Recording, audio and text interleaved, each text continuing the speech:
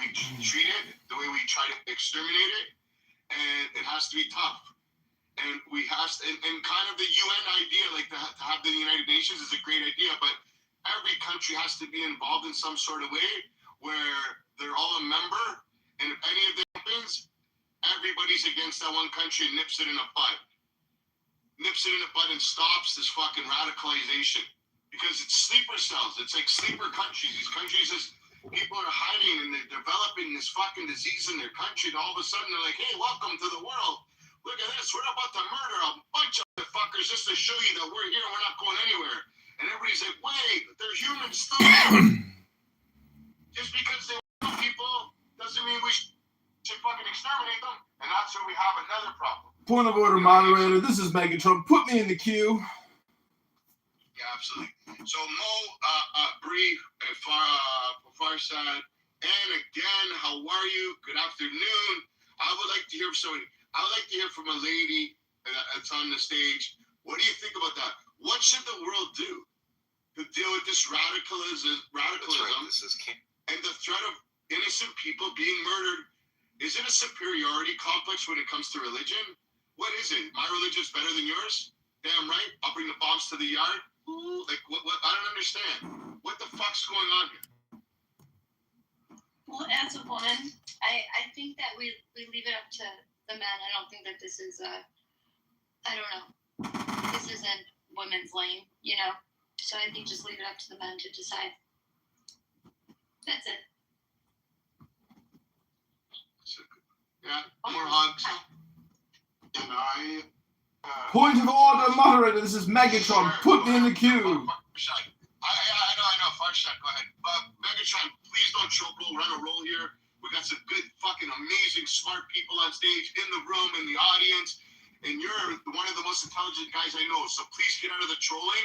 I want to hear the real fucking John Kitover. You know what I mean? But Farhad, go please. All right. So first of all, I'm Jewish. I've lived in Iran. I live in the U.S. as a U.S. citizen. I've studied law. And I am anti the current government and pro-Shah. So that's where I stand. So everything I say comes from... You're anti what government, sir? The government in Iran or Israel? IRGC. Iran. Oh, okay. So are you pro-Bibi? 100%. Oh, I love you already. Okay, go ahead. Tell us. That guy is my idol. So let me tell you this. Listen, you can't change people's religion, but what you can do is you can judge them based on their own religion. So let's say I have the authority and the power to arrest some of these hardliners, right? Obviously, it doesn't make sense for me to do anything to them based on U.S. law or Israeli law. So what do? I open up the Quran, and based on their own beliefs and their own virtues and laws, I prosecute them based on that. An eye for an eye, a tooth for a tooth, hand for a hand, a life for a life.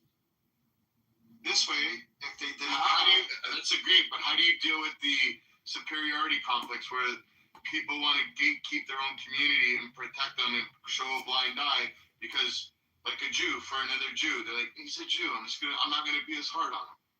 How do you overcome that? Listen, to kill a dictator, you have to be a dictator.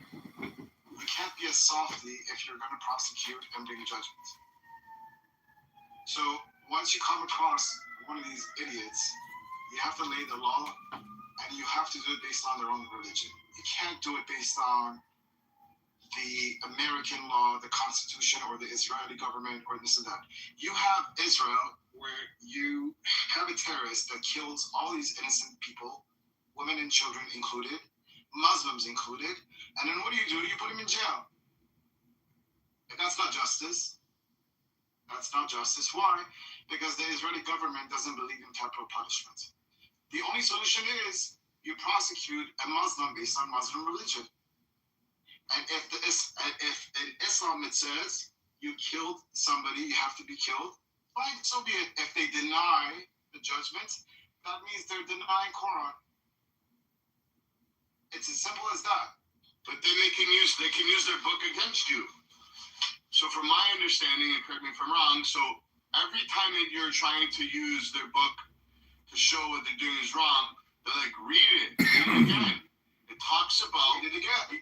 no, but hold on, hold on. But you know how they say in battle, יזגדו you can find the Jew behind the tree where he lies and slice his שמי throat. רבו It says that in the Quran. בעולמו דברו צ'וסי Their Messiah וימליך comes, מחוסי בחייכם inanimate objects, וביומכם ובחיי דכל בייס ישראל בעגולו וליסמן קוריב ואמרו מן יהי שמי רבו מבורך לעולם ולעולמי ולמיו יספרך וישתבח ויספואר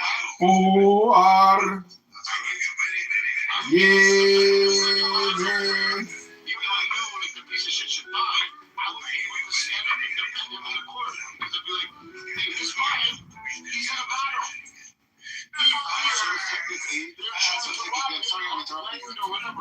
So that no, it's a unique way the way the so go ahead.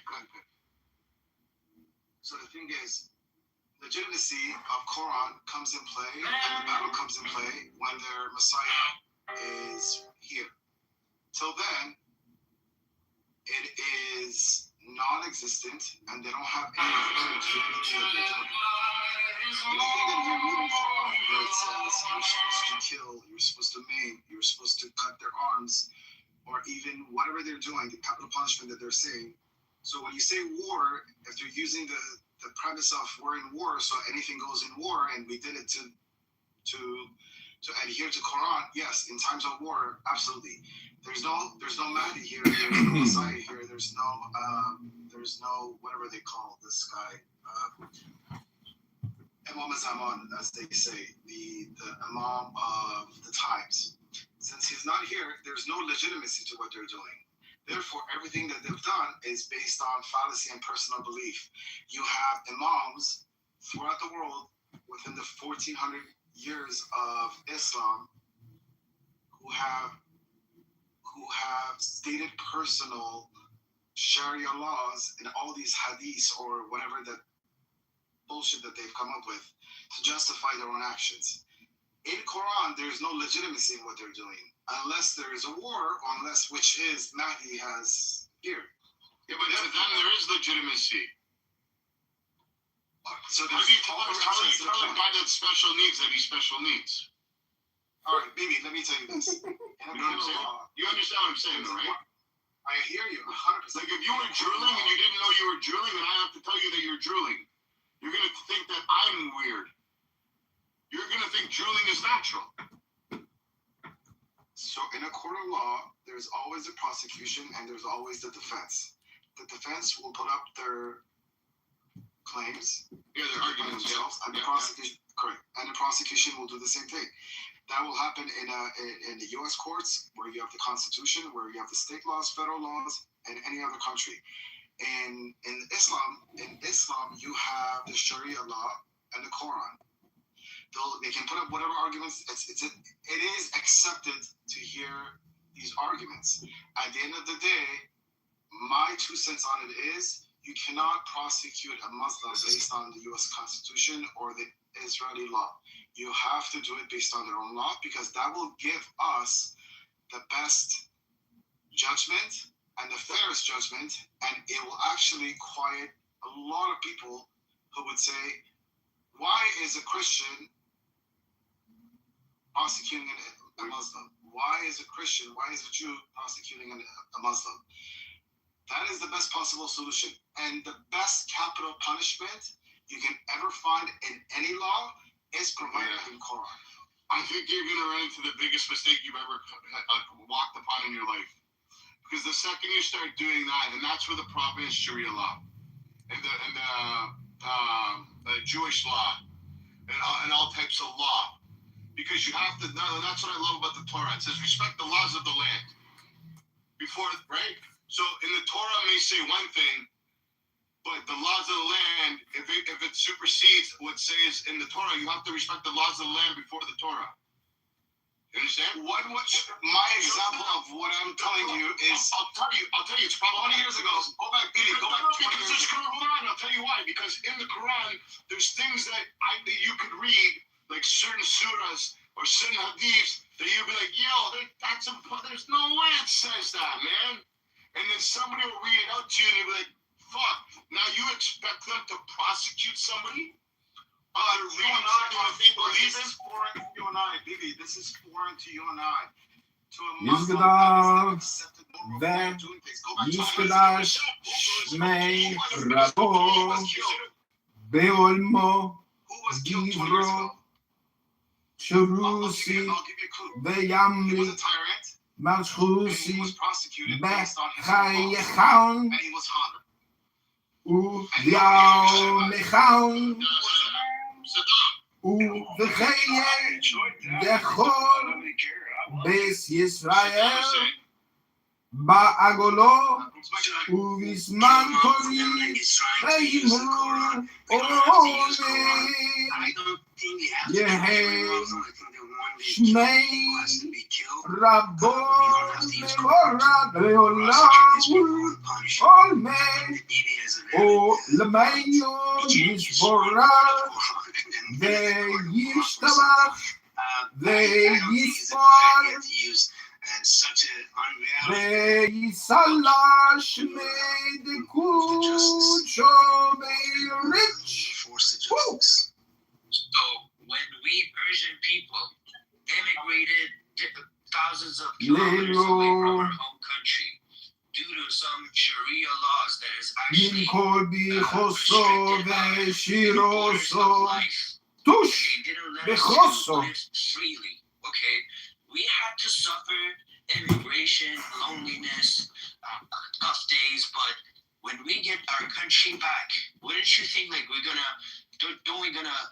we gonna send them home like to Iraq and Syria and anywhere else that they were like rooting for all these years, or Palestine? Since they love each other so much that they funded them billions of dollars over the years, why don't they join them at some point? Yeah, 8 millions of us have immigrated to different kind of countries around Europe, America, Canada, and we created this diaspora shit that everybody's talking about, right? So we had to suffer that.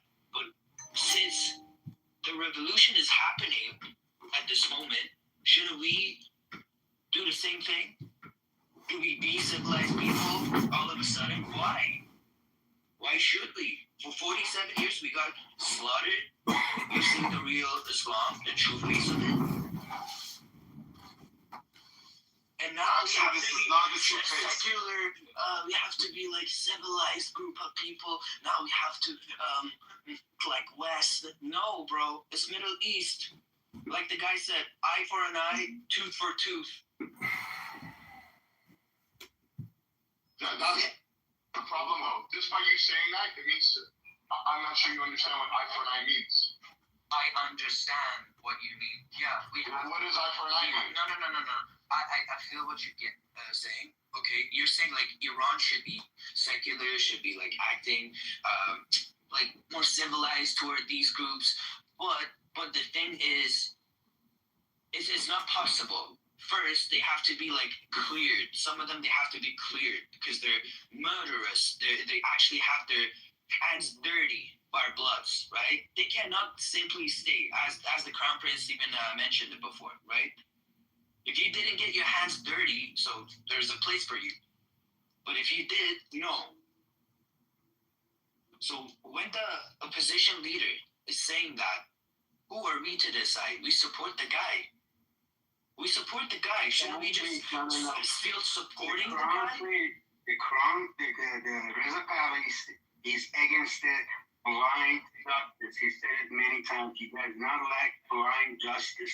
Yes, he's not like that way. But simply when they said like there's going to be like Normandy kind of persecutions for these guys, what would you think like it's going to happen to them? Yeah, but if you go through the Hadiths and the the Quran, like that literally all stems from Hammurabi. You know, if you want to talk about prophets, you can go back to Persia with Zoroaster. You're conflating like our own modern 2026 like hindsight to what they were going through at the time of the prophets. That's how it should be, because it's 2026. We don't want to get stuck. Yeah, but you're telling me how to interpret what I understand, like you understand it better than me when I understand it internally as a belief, and you're telling it to me like it's an objective truth. I interrupt you, and because I'm interrupting. I'm trying to get in the queue here. This is Megatron. Please put me in the queue. Thank you very little. Can I have the mic, please?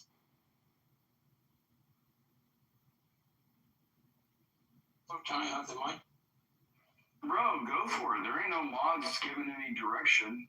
Like, continue the conversation, but you can't go on a wild tangent into nothingness and not have me kick back. In terms of beyond, actually, I think things are very clear.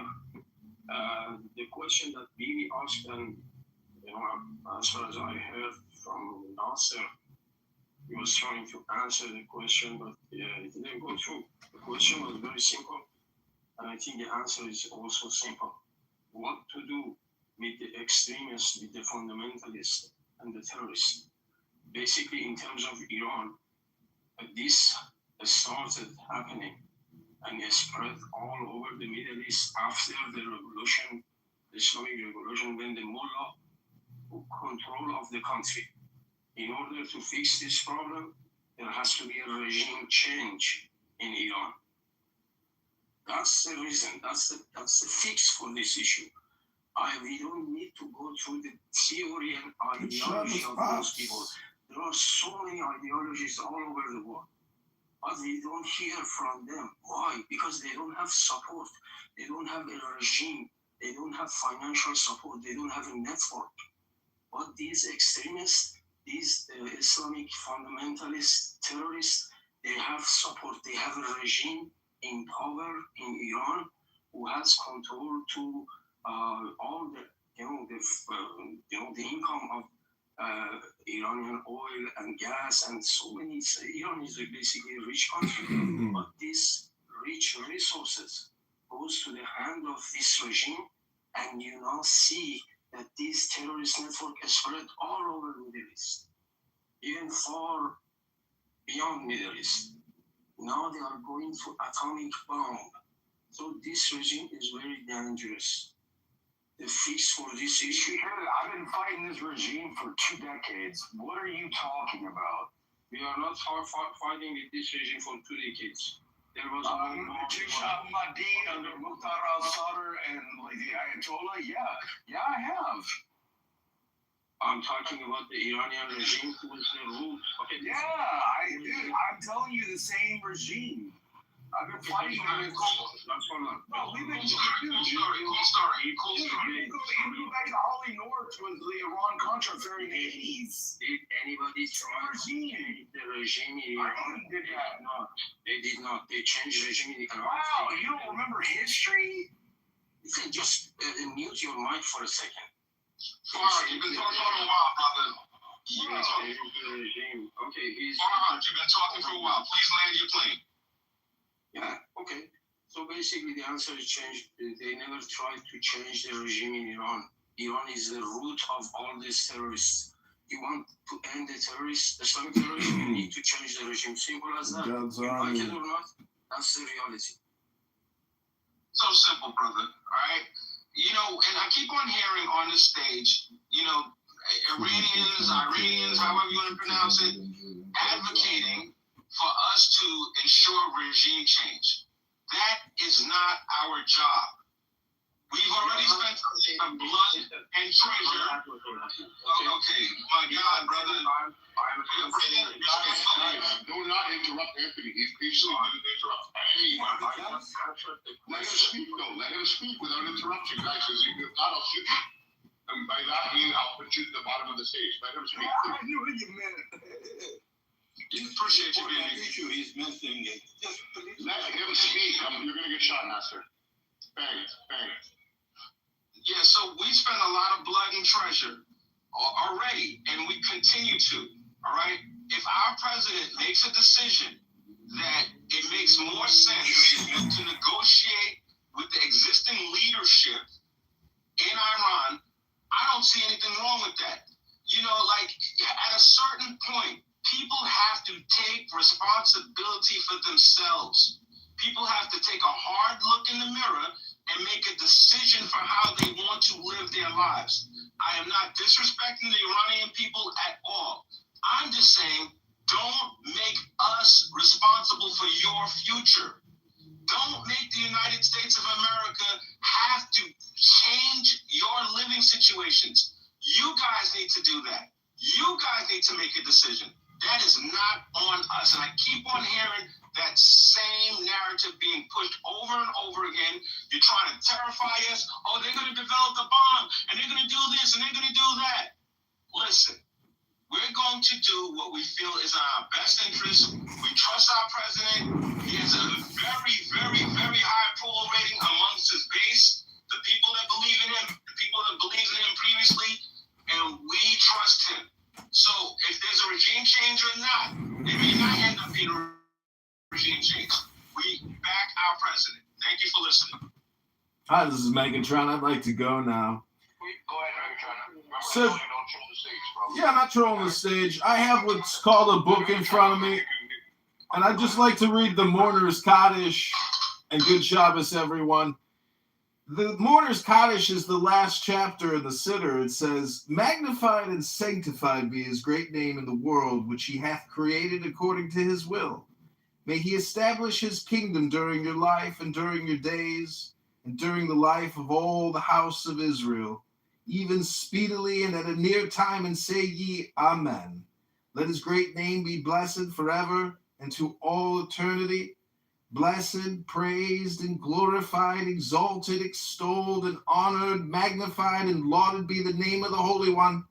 Blessed be he, though he be high above all the blessings and hymns, praises, and consolations which are uttered in the world, and say ye, Amen. May there be abundant peace from heaven, and life for us and for all Israel. He who maketh peace in his high places, may he make peace for us all and for all Israel." Just what Anthony said, I appreciate its comments, but as an Iranian, I'm not advocating the U.S. and the soldiers, American soldiers, to change the regime in Iran. We have a common problem, we have a common enemy. We tried our best. What Anthony is saying is basically Iranian people who they have to handle the whole issue for all the world. This is not going to work. They already killed 90,000 people in 2 days. Do you know that? So we already tried our best. You want to do regime change? Please go ahead and do it. You don't want to do it? That's fine. Let's wait for 9/11 with a nuclear bomb. Okay? That's because they are coming soon. To say something, baby. Go ahead.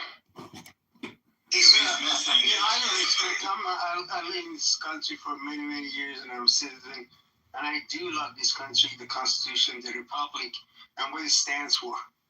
This is my home, and Iran is my mother homeland. But to Anthony, when the United States entered this war, it was for their interest. Israel entered this war, it was for their interest and their safety and security. But as an Iranian, as a person who lived in that country, who knows these people, I'm going to tell you, and this has been proven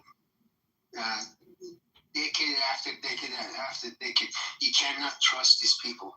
You make a negotiation, you make some agreement, and these people, they're ideal. El Normo, good Shabbos. Good job. This is beautiful what you're doing. You know that? Thank you. It is. You're helping me, believe it or not. You're helping me. Well, thank you. You give me good advice. You temper me, you know. You're a gentleman. That's what I like about you. You're a real gentleman. I try to be a mensch. What did I say that was good? What did I Nothing. Like it, you know, you've corrected me so many times where, you know, if I'm like being don't be mean, yeah, say what you mean, but don't be mean. Yes. What a trip. That's what Kennedy said. That was one of my best nights ever. That I was coming back from my friend's kid, who was, I think about it as my niece, her wedding, and you were reading Tanya to me. It was one of the best nights ever. I'll never forget it. I was driving by on the East River, so I could see all of Manhattan lit up to my right. All of the beautiful buildings lit up. I was on the Brooklyn Promenade, and we were reading Tanya, and I was coming back. I was dancing, and I saw all my friends. That was a really beautiful moment. Are you there? Yeah, I'm here. Yeah, the Tanya is magnificent. Have you read The Sitter? The Sitter? This. Yeah, Sometimes I'm in the synagogue 3 times a day. It's happening all the time. So wait, I wanted to say something. Okay, are we recording this and broadcasting? Yeah, I'm live. What? Yes. Okay, because there's something I want to say to you, but I don't particularly want to broadcast it. Oh, that's okay. Don't have any fear. The Ribono Shel Olam, you know, Hashem is with you even with you unto your old age. If you don't want to say it. Something I want to say to you that I don't particularly want to broadcast it. Is it possible to unplug for a second? I've got 20 phones live streaming my face right now. It's too much to disconnect, but you want to wait till after Shabbos? Let's save it for later. Are you saying Kaddish for these fallen? Ribono Shel Olam. I said it in Hebrew, yeah. Okay, you're not going to say it again, then you already said it. This is the first time I've ever read the Mourner's Kaddish in Hebrew. That's amazing. Okay, so there's 2 people to add. All right, you ready for this? You probably won't believe it. Yeah, go ahead. It's Rob Reiner and his wife, Michelle. That's all I wanted to tell you. Oh, yeah. You know, there's a part of the Mourner's Kaddish that says, Be Rich Who? And my cousin's last names are Rich, so I can't wait to tell my cousin Todd. There's a part of the Mourner's Kaddish that says, Be Rich Who? Be Rich Who? All right. That's all for now. Good Shabbos. I got a lot. Okay, are you going to remember what you want to tell me? Unbroadcasted, or are we both going to forget it? I just told you. Oh, I see. We're going to show up. Say it for Rob and Michelle Reiner as well. Okay, I will. All right, take care. Okay, talk to you soon. Bye. Bye. Ribono Shel Olam, another Shabbos miracle. Go after. So, Farhan, I just want to let you know something. Cowards come up with excuses. Ribono Shel Olam. And what that comment you said before Anthony chimed in, that's a fucking excuse. That makes you a coward. Go. Ribono Shel Olam.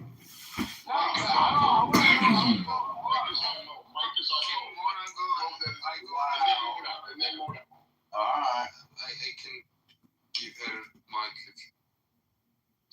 Go ahead, Mo. Then Mona. So, there are a couple of conversations that should I respond to the question first that Bibi asked, or do whatever you want, bro. You got a minute and a half. Use it how you want. So then, yeah, thank you for the opportunity. I generally don't think the religions are per se extremist religions. I think there is a human factor in it, and that makes it extremist or not. You can have a Buddhist extremist, you can have a Christian extremist, you can have a Muslim extremist. I mean, guys brought up some text from Quran.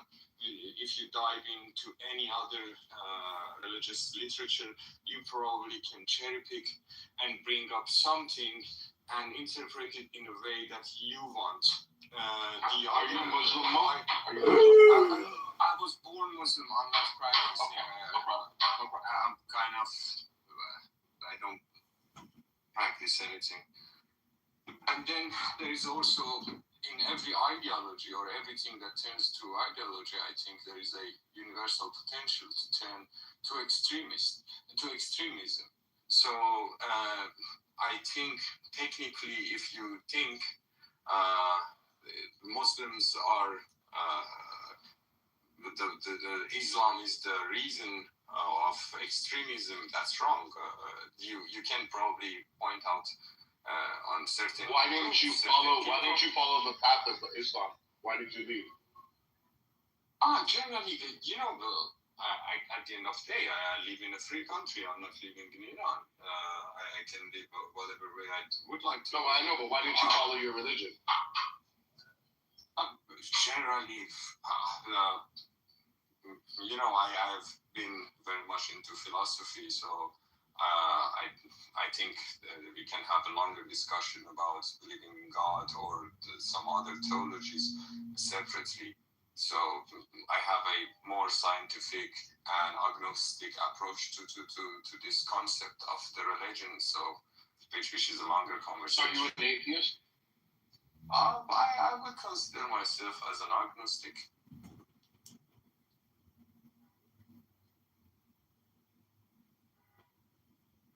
Because I think it's a hard question to answer.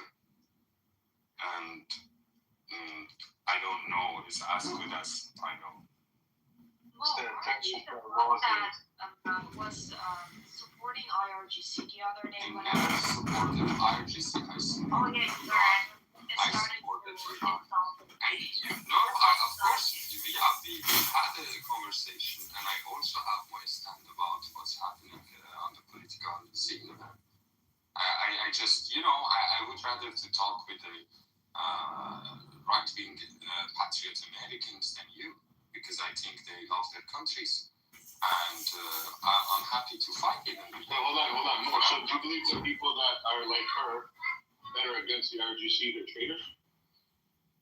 I think it's a little bit a big element of wishful thinking if we think America is in Iran to serve Iranian people. America is. That's not what I asked you, sir. So no. I will respond. Just maybe like one sentence before.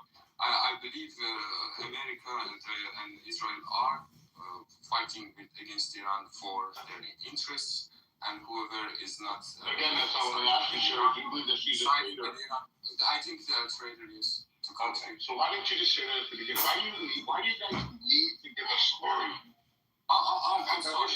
You're right. I should have been shorter. Yes. So, because she wants a better life without living under the threat of terrorism, she's a traitor? No. Now you are twisting it. I think every Iranian has the right to fight their government.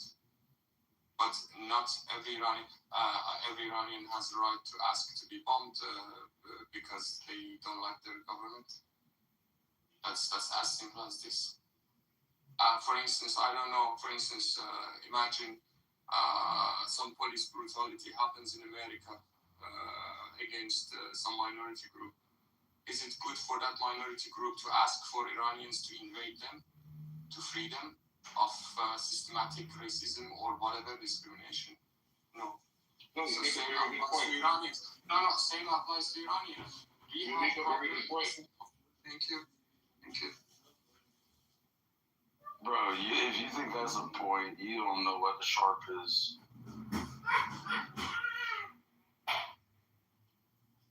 He just claimed there is a systematic racism and use that to prove his point, and you said that's a good point. That's so funny. He did make a point. He made a point. Wait, you guys did he not make a point right now? He made an excellent point. Thank you very much. I didn't suggest it's America, it's Americans think. I didn't suggest that. I said if there is an internal problem, it's the problem that has to be solved by Iranians, and that's it. And I support anyone. Every person that comes up and say Iranians should solve it, but when they want to solve it, they get a bullet in their head So I'm really curious to know how can they solve it, and you never come up with a solution. You're just coming up I with have a solution because we're doing it now. What about the things that they should do? How about you talk about how you think? Go 200 kilometers north of Mosul in Iraq and talk to the Kurds that are being supplied by all of us. And like they're like putting a ground force of Kurds that are being fully armed and supplied up and with a supply line. And if you don't think that, like, you know, we don't need to go in. Like, we got the 82nd, we got the 31st, we got the 11th. Like, you know, we're good. We don't give a fuck about going ground assault. I mean, I used to be former second cav, so put me on the ground. Give me a reason to go have a good time. Like, Americans want to fucking fight, except for the pussy bitches that act like they got blue hair and they were raised by single moms. Sure you that you will be eating those words when U.S. forces set foot on the ground? Dude, we're already there. What are you talking about? Yeah, the footage that is going to come out depicting the slaughter of American citizens. American soldiers? When they're being taken prisoner. And hostage videos are being released from Iran where they're begging for mercy. You mean like when the Ayatollah took over the embassy back in '79 and they had the hostages for 444 days? Yeah, exactly. Wow, I mean, I was alive back then, were you? When was my life? When I was born in 1990. Giving too much credit to RGC. I don't know why. I'd like you to look up the word is feckless. I'd like you to look up the definition of the word feckless. All right? And then look in the mirror. Yeah, your mom is fickle. Anthony, how dare you not use the word cunt with the word feckless? Are you accusing me of fecklessness, or are you accusing Doc of fecklessness? I assure you that the feckless nature. You're going to combine the two words. The American Empire is about to be Janice, I get the fact that you used to be in the Marines, but then you fucking got out of your fucking like healthcare, and like, you know, you don't have friends that like you anymore, and you're scared, and that's why you talk shit about the military. It's diabetes. No, he's Diogenes. Like, you know, he's a wannabe fucking prophet. I don't want to be a prophet. I think that there's nothing prophetic about pointing out that we have. I mean, the president told you, the commander-in-chief of the armed forces has said multiple times now that we didn't expect the response that we've gotten from Iran. But we didn't expect that they could use it. No, I don't give a fuck. Let's go fucking fight. Stop being a bitch about it. You're a bitch. Yeah, man, I think that there are such things as righteous causes. I do. I'm a huge fan of the Confederate States of America's resistance to the Union's tyranny. But this ain't a righteous cause. Hand this guy. I've been fighting for fucking 2 days. How am I not allowed to still fucking fight them if I want to? Like, we've been doing the Ayatollah for 47 years, but before we even put the Shah in, like, we've been fucking with them since like 53. Like we are completely fucking in bed with them. Like, we are the problem for their fucking problems, and we need to fucking help the people solve the problem that we fucking started. And I get that you're gonna bitch out about it because I don't want to get in a fight and my name is Diabetes. I mean, whoever said your name was Diabetes, that was actually kind of fun. And I'll land there. I think so. I mean, your expectation here comes from a place of hubris, where you expect that ultimately it's a mathematical certainty that the United States will achieve any objective it could possibly have, which Iran would reject. So spent beyond its means. The sins of the Father do not beget the Son within my Christian view, but it doesn't mean as the Son I don't feel slightly responsible for what my Father caused. And if I have a way to solve the problem that my Father caused to make amends, I'm going to do it. And if it causes me to get in a fucking fist fight, then let's fucking fight about it. This isn't a fist fight. Base. Bro. Like, dude, I've been shot and I've been blown up. You think I don't know what the fuck I'm talking about? You know I have a Purple Heart, Diogenes. I don't need to fucking show you the receipts and all that crap. No, like, I don't. My argument But the reality is, you just sound like you're pussy. Nothing about my argument is predicated on whether or not an individual served in the military. It's just a matter of fact. Your command said, we got punched in the mouth. Doc, now, can you explain to us about the arterial breakdown, teardown that you did on that guy that lasted like 42 minutes? Yeah, and now when you had to reach up and you had to grab the artery and you had to like clamp it off. No, that wasn't me. That was Sergeant Cruz, where he got shot through the neck, through the carotid artery, and he had both of his fingers in his neck. Yeah, I'm not talking about him. I'm talking about the one that you did where the guy lasted like 42 minutes. Oh, well, no, he was like quadruple amputation. I had 16 tourniquets on him, 2 off IV, head of starch. Walk us through the beginning. Well, it was an ambush. We got ambushed. We were in Mosul, burning the rat line. This is absolutely desert between Syria and you Mosul. want to tell war stories and glorify war. I mean, this is really fruitless. Ultimately, I want. Well, I mean, talking about like, are you willing? All right, listen, we're gonna take the room back. Rich, you constantly try to do that, bro. Derail the room. I'm not doing that. The title of the room is Israel and the United States protecting the wrong people in Iran? Right now, the IRGC is ramping up for a new war, and it's not against Israel or the IRGC. I mean, Israel or the United States of America. It's against the civilians on the ground that don't support the IRGC. They're ramping up to start slaughtering innocent civilians. Is this 15-point plan, does that mean that the United States of America and Israel are negotiating with terrorists? And it's not a regime change, it's a regime shuffle? That's the question of the month. It's just going to be a regime shuffle and not a change. Yeah, they smoked a fucking bunch of top guys, but we already know these retards. There's new ones to take their place tomorrow. Are they going to sign a paper and say, yeah, we spent beyond its means for you? We agree not to do this. Trump says, listen, we've reached all our objectives, we've reached our goals, we're out of here, thank you. And then within 2 months, people start getting slaughtered again. Is that what's going on here? The answer would be no. I like how you framed it up as a narrative. You did a great job of framing it. I'm sorry, I'll speak after whoever was. Go ahead, sir. I'd be quizzed. I just realized that was you, brother. It's so good to see you, man. I hope all is well with you and yours, brother. I just followed you, by the way. Anyway, here's what's up, man. BB, I don't think we can be all things to all people, man. I think there's limits. I don't think we can solve everybody's problems. I don't think it's our responsibility. I don't think it's realistic.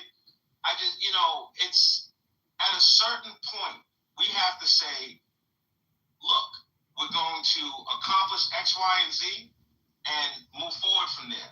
This idea of negotiating with terrorists, like one man's terrorist is another man's freedom fighter, is another man's whatever. This is not our responsibility.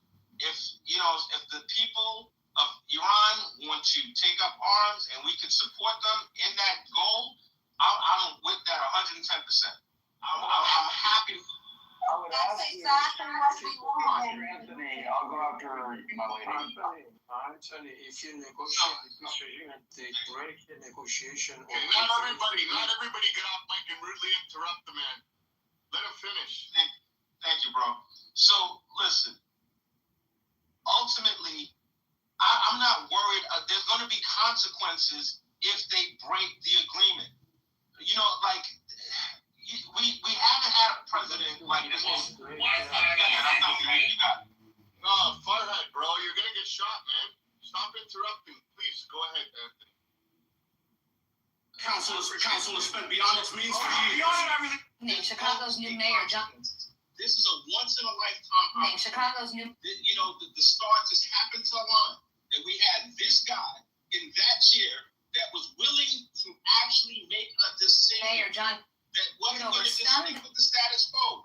Wasn't going to pay lip service. Wasn't going to talk about, like bright, shining, blinking lines, and when people step over them, they don't do anything. We happen to have somebody that actually does stuff. So this is where we're at. But at the same time, BB, I can't advocate for us sending out young men and women. $9 more up 15%. I go with running in there. I serve. Like I said, I'm weapons, but beyond that, brother, that's kind of like those numbers mark the times. Chicago tonight. We write a new Chicago. Negotiation that he's talking about. This type of argument states that Chicago. That Iranians are begging America. Chicago's new mayor, John Kitover, stunned the city today, declaring the city bankrupt and announcing. This is not true. You're a liar. For 47 years. Please, let him finish, please. Come on, man. 47 years. This regime has been number one enemy of the Iranian people. They are sacrificing themselves to change this regime, not for America, for themselves. But any president in the United States, did any of them do anything to this regime except Trump? No. No one. Obama loaded 2 airplanes with cash sending to this terrorist regime.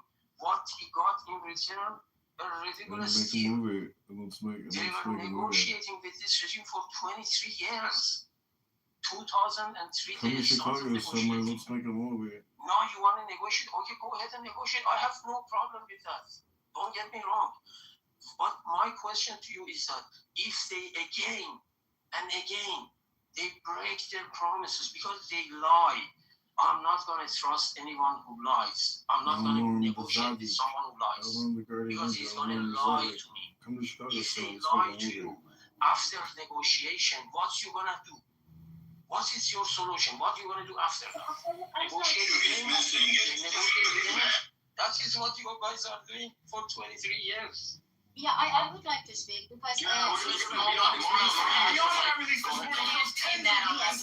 because first of all, it started from the extremists and other things. Okay, you cannot compare Iranians to Afghan people or to Iraqi or other things.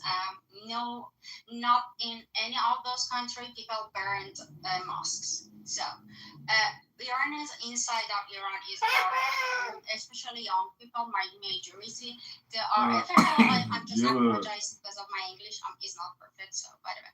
And they are not, they are getting fed up of this Islamic ideology or whatever. And the other things is, Americans, they are not, you cannot, America, USA, it's not Finland.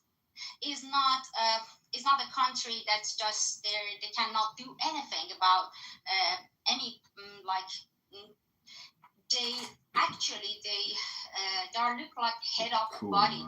They have to, or not. They have to actually because they are. How can I say? People from around the world, they shape this country. So it's not only Americans that they are going to war or whatever. Yes, they are American, but I would say that if it's only about American benefits and USA benefits, so. Of course, beyond its means for years. The order I released this morning shows that on us, Mr. Mayor. Of course, Islamic regime is really different from North Korea. Islamic regime, from the beginning, it came to the power.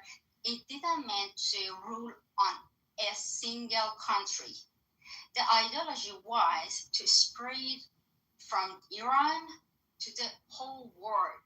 So it's totally different. Totally different situation.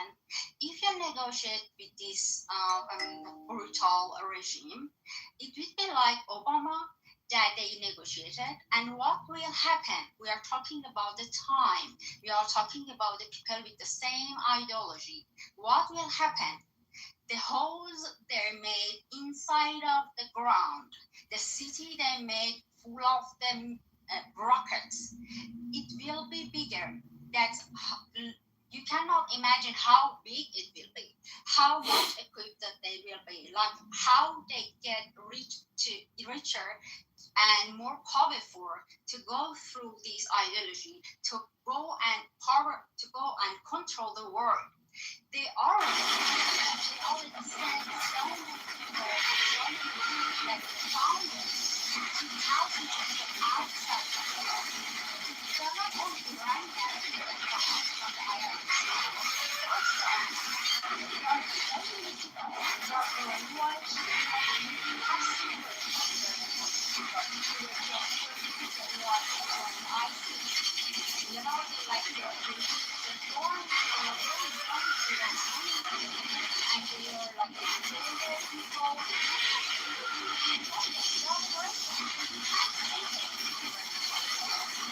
also people who love money, people who don't care. They think, okay, I'm just living like 40 years, like how can I say, like I'm living 80 years. I don't care about the next generation, how much money I can get from this ideology. I don't care about the world. So they can do propaganda. They can do brainwashing. They go to school. They teach your children in the kindergarten. They already do this in soil of America, in soil of USA. They teach your students their ideology. So this is not just like, okay, Iran is like some other country in another side of the earth. So until we get peace, so this is not, Iran is the center of Middle East. You can see about the oil situation now. So it's not only just a single problem about this country, you know? But I mean, it's like Syria has the potential to let people create massive amounts of digital fraud. I want to get back into direct responses and AI. Yes, we beg because you are the superpower. Who should we get help from? Elon? Can we just not do what we need to do, which is to go in and kill half the population and steal the oil? See, you don't have to beg because America's already there, Mona. And the thing is, Mona, I just want to be straight up with you. America's not there to free the Iranian people, so I'm sorry to tell you that, but that's not. Gas station bill ads. I'm just letting you know. Syria has the potential to create massive amounts of digital fraud. I want to get back into direct responses. In the same direction. So I don't care if you're if you're right, it looks like I'm getting to your boss. You're going in the same direction. May I answer? No, I'm next. I support the IRGC now.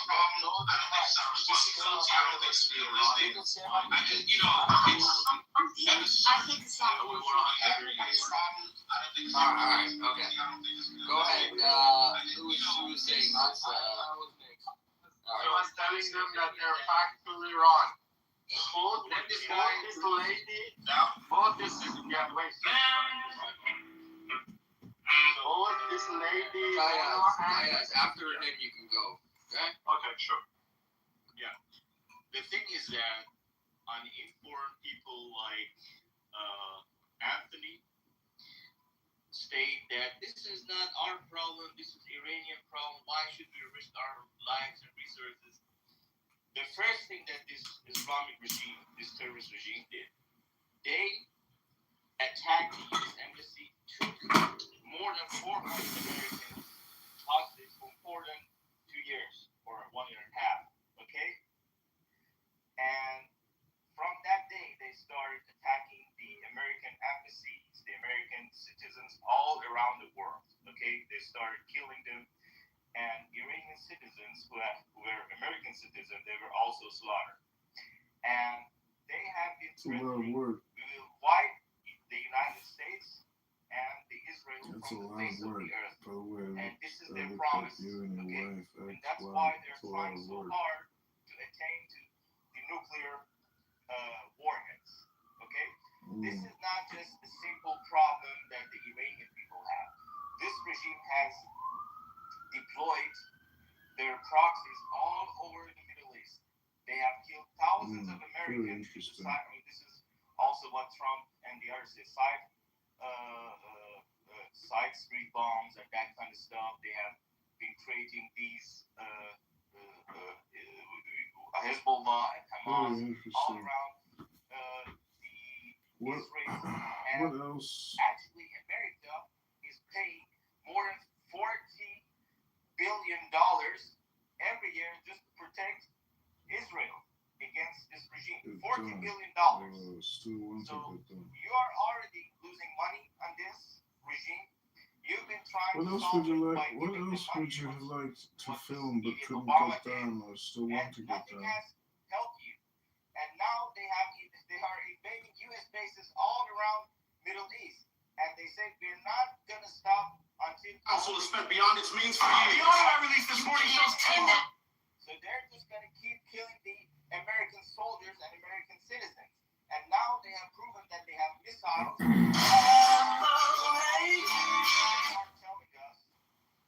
Kilometers, not miles. Yeah, kilometers. That they still have missiles that can also reach the United States.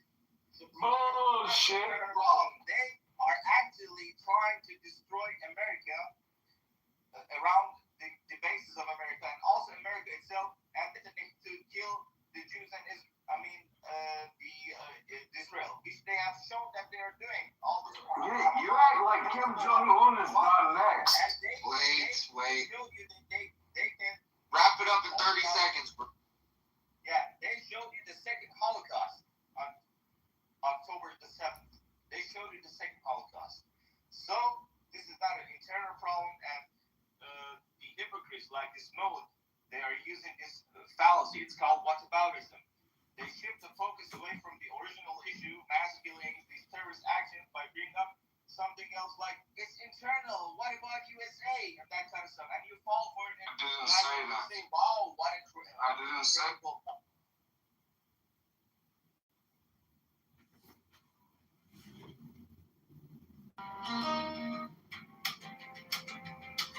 else?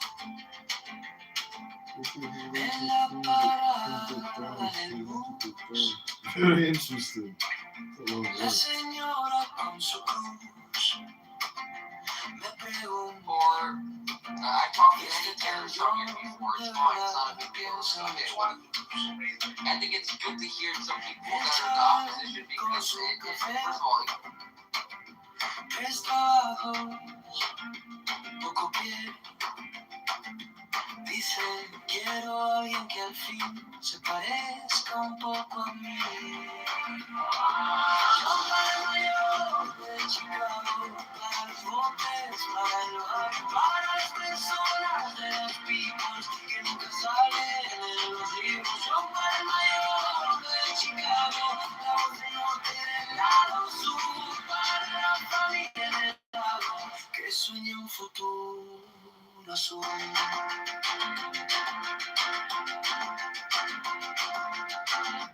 En la esquina del tianguis, la abuelita haciendo tamiz dice, quiero ver la luz en la escuela de niños. Taxi lleno, tráfico, un suspiro cínico. Si votamos esta vez, cambiará lo que se ve. Dímelo. Yo para el mayor de Chicago, para los botes, para el bar, para las personas de las picos, pagando cuentas con su ritmo. Yo para el mayor de Chicago, la voz del norte del lado sur, para la familia del lado que sueña un futuro azul.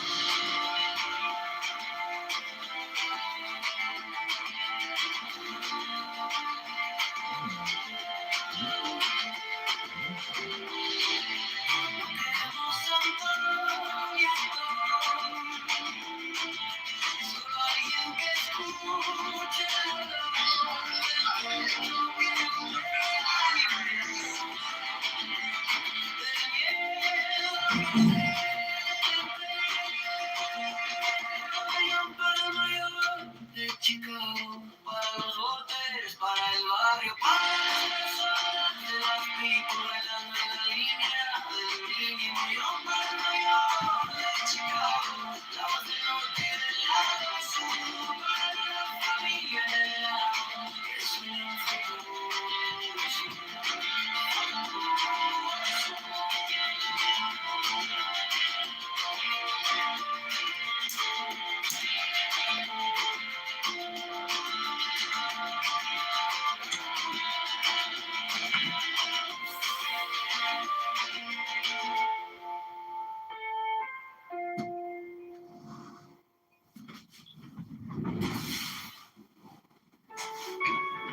Bima.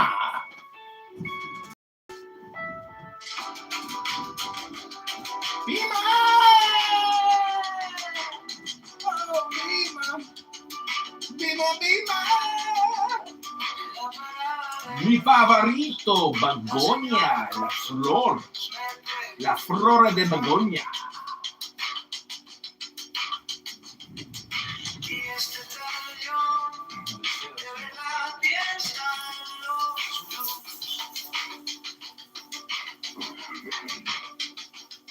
El chaval con su café, tres trabajos, poco pie, dice.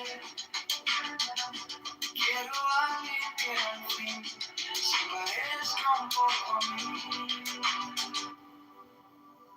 Yo para el mayor de Chicago, para los lotes, para el barrio, para las personas de las picos que nunca salen de los libros. Yo para el mayor de Chicago, la voz del norte y del lado sur, para la familia en el lago, que sueña un futuro azul.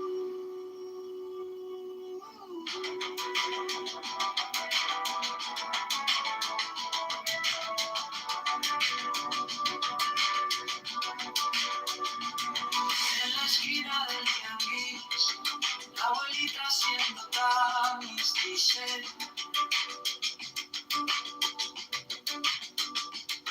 quiero ver la luz en la escuela de mi Luis. Taxi lleno, tráfico, un suspiro cínico. Si votamos esta vez, cambiará lo que se ve. Yo para el mayor de Chicago, para los jóvenes, para el barrio, para las personas de las picos, pagando cuentas con sus ritmos. Yo para el mayor de Chicago, la voz del norte y del lado sur, para la familia en el lago, que sueña un futuro azul.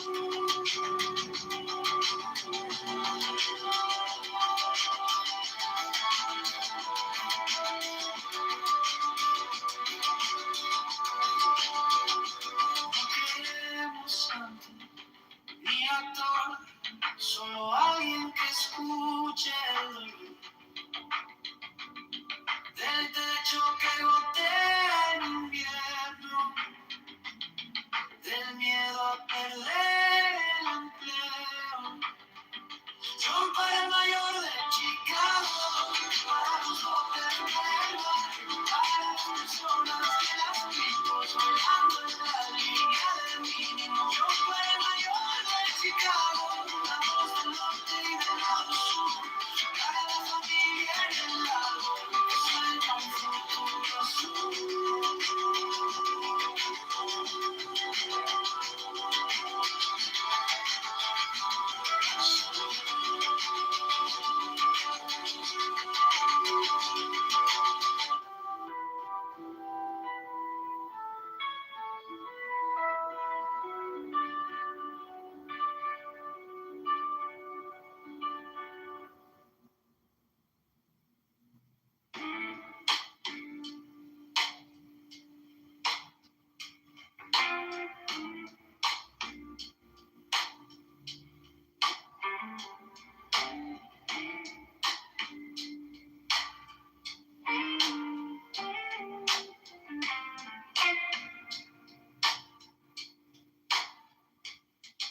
Salt on my lips,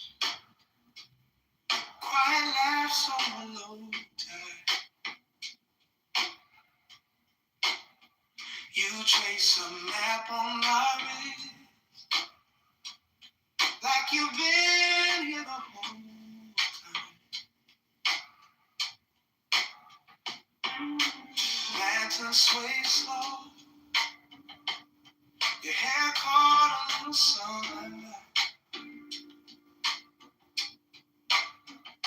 From somebody's window glow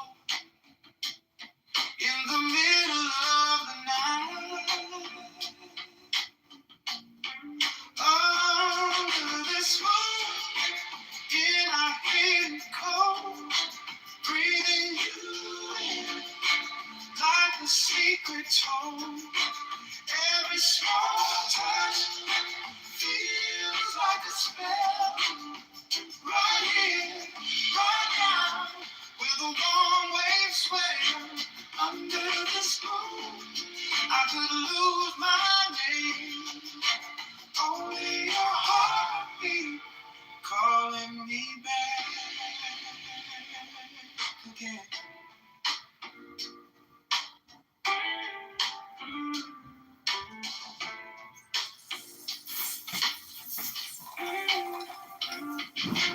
Glass on the table, rings left behind like halos.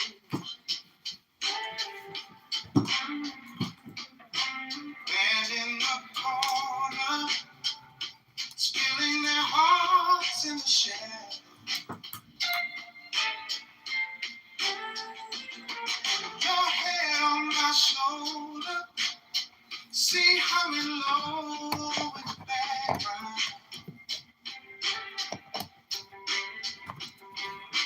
World getting softer every time you laugh out loud. Oh, under this moon, in our hidden cold, breathing you in like a secret tone. Every small touch feels like a spell. Right here, right now, when the warm waves swell under this moon, I could lose my name. Only a heartbeat calling me back again.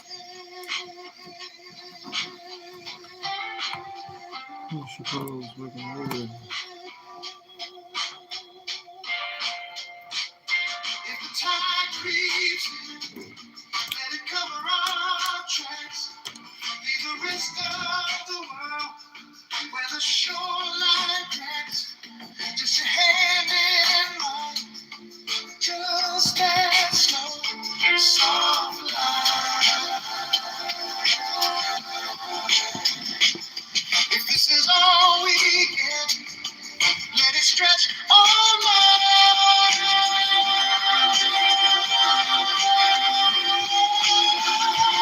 Under this moon, in our hidden cold, breathing you in like a secret tone.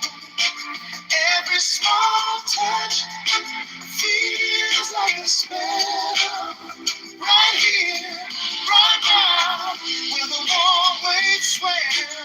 Under this moon, I could lose my name. Only a heartbeat calling me back again.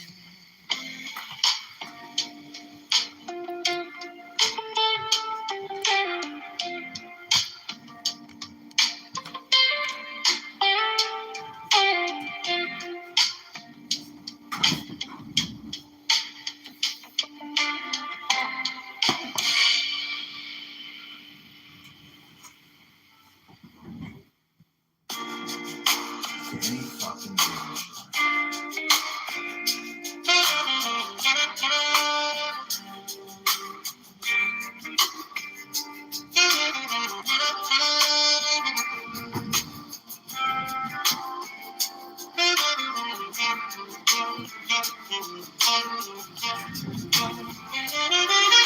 Salt on my lips, quiet laps over low tide. You trace a map on my wrist, like you've been here the whole time. Lanterns sway slow, your hair cold, a little sunrise. From somebody's window glow in the middle of the night. Under this moon in a hidden cold, breathing you in like a secret told. Every small touch feels like a spell. Right here, right now, where the warm waves swell. Under this moon, I could lose my name. Only a heartbeat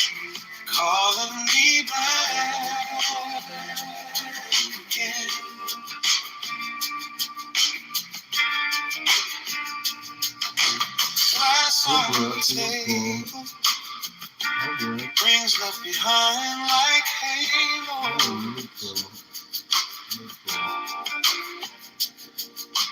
Band in the corner, spilling their hearts in the shadow. Your head on my shoulder, see humming low in the background. World getting softer every time you laugh out loud.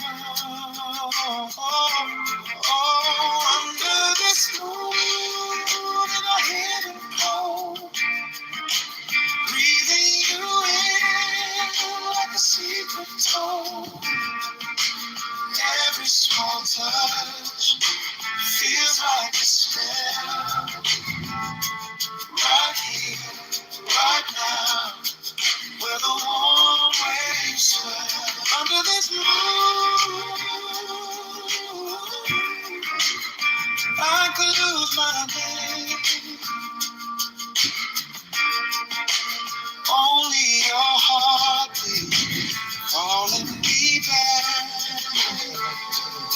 again.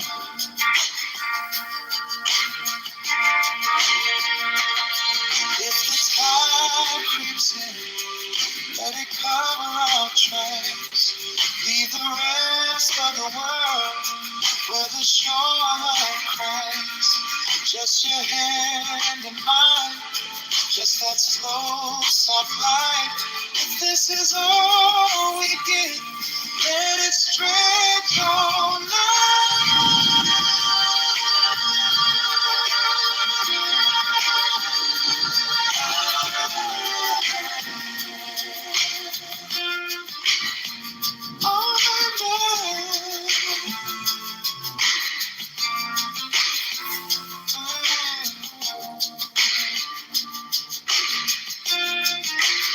Under this moon in a hidden cold, breathing you in like a secret tone.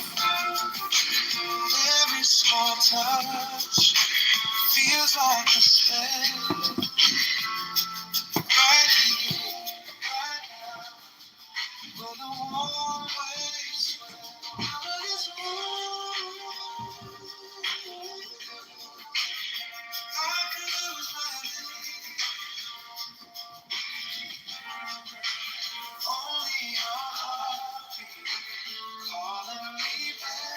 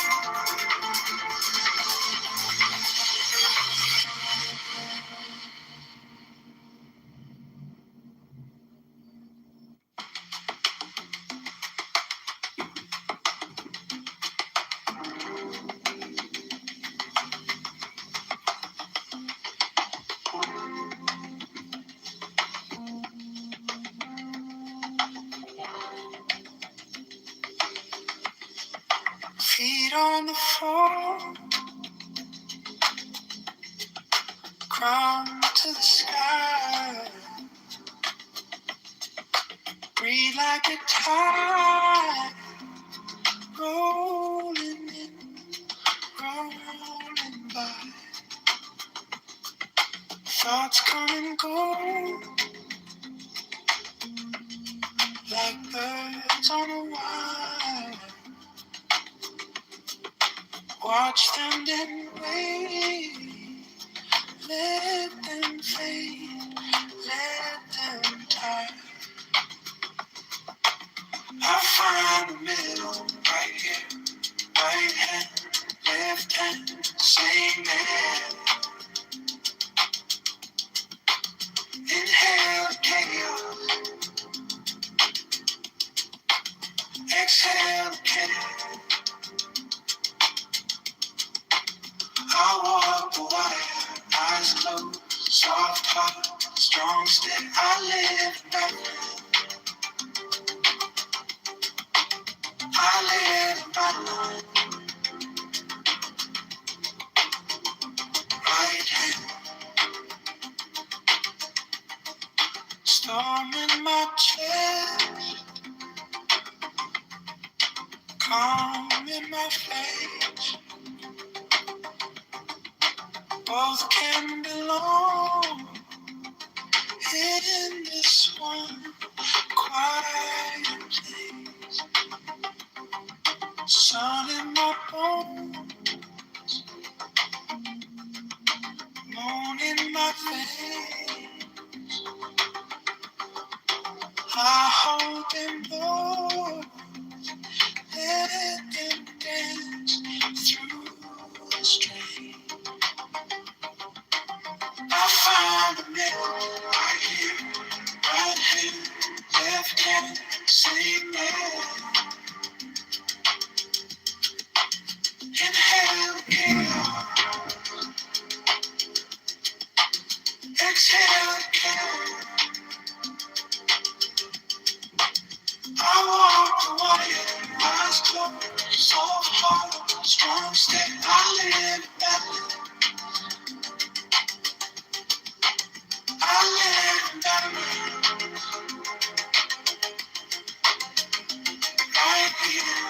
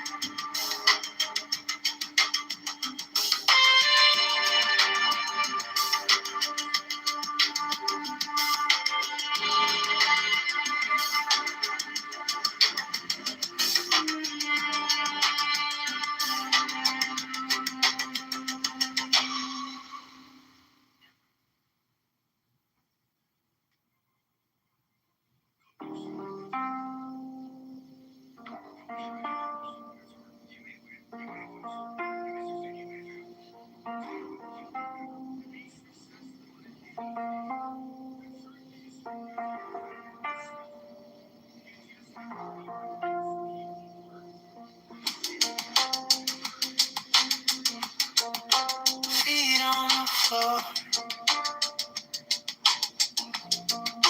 crown to the sky. Breathe like a tide, rolling, rolling by. Thoughts come and go, like birds on a wire. Watch them, then wait, let them fade, let them tire. I find the middle right here, right hand, left hand, same man. Inhale the chaos,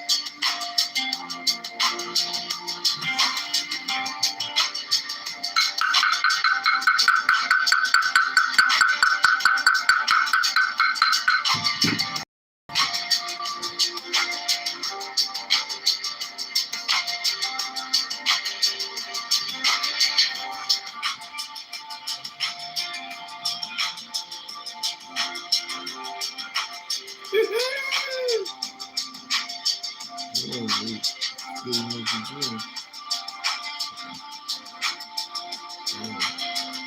Pawnee!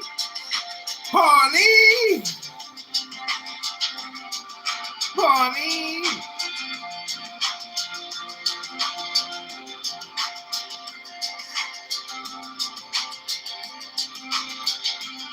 Candidate Congressman John Kitover running in the 16th district against Darren LaHood, reading magical politic poetry to defeat, to crush, to beat Darren LaHood, the liar, the frauder, the scammer, the super borrower, the super tax creator, the super spender, the COVID-19 vaccine.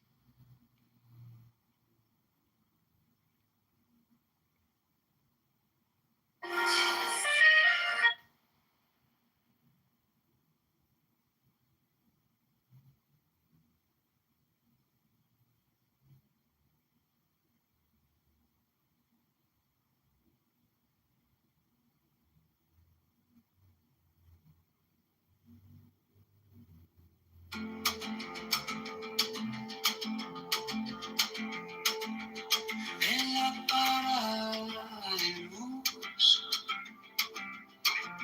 la señora con su cruz me pregunta, ¿y este tal John de verdad piensa en los blues? El chaval con su café, 3 trabajos, poco pie. Dice, quiero a alguien que al fin se parezca un poco a mí. Yo para el mayor de Chicago, para los botes, para el barrio, para las personas de las peoples que nunca salen en los libros. Yo para el mayor de Chicago, la voz del norte del lado sur, para la familia del lago que sueña un futuro azul.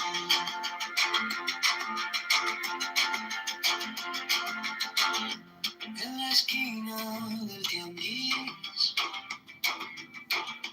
la abuelita haciendo tamiz. Dice, quiero ver la luz en la escuela de mi niñez. Taxi lleno, tráfico, un suspiro cínico. Si votamos esta vez, cambiará lo que se ve. Dime. Son para el mayor de Chicago, para los voters, para el barrio, para las personas de las peoples, pagando cuentas con su ritmo. Son para el mayor de Chicago, la voz del norte y del lado sur, para la familia en el lago que sueña un futuro azul.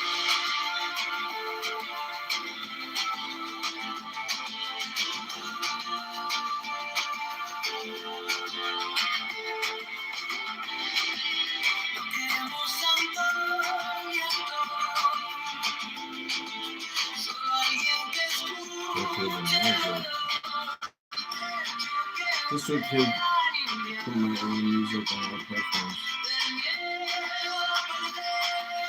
This is my spiritual Para los botes, para el barrio, para las personas de las people bailando en la línea del mínimo. Yo para el mayor de Chicago, la voz del norte y del lado sur, para la familia en el lago que sueña un futuro.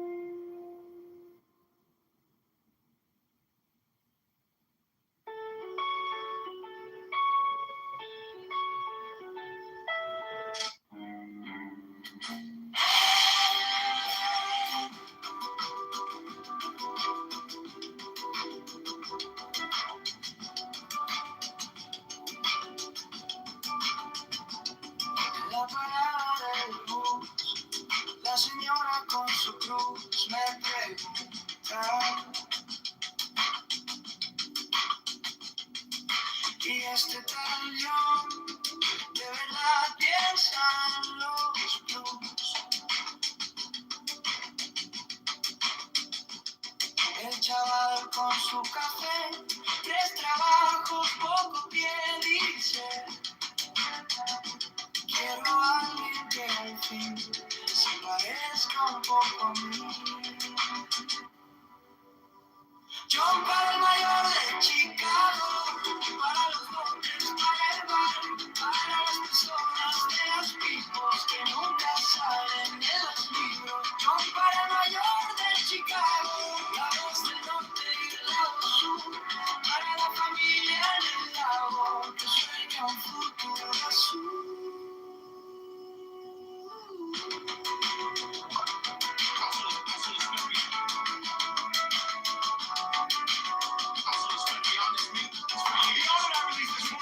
En la esquina del tianguis, la abuelita haciendo tamis dice: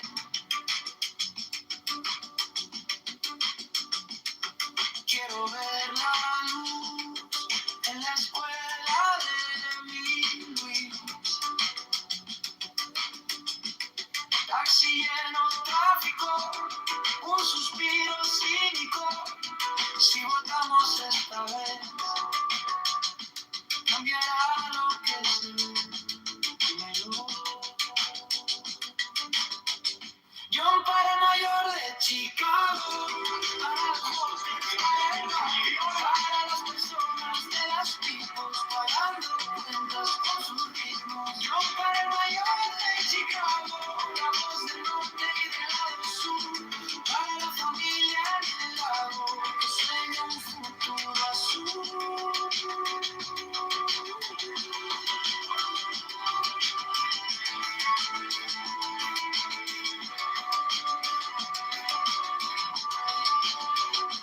No queremos santo ni actor, solo alguien que escuche el dolor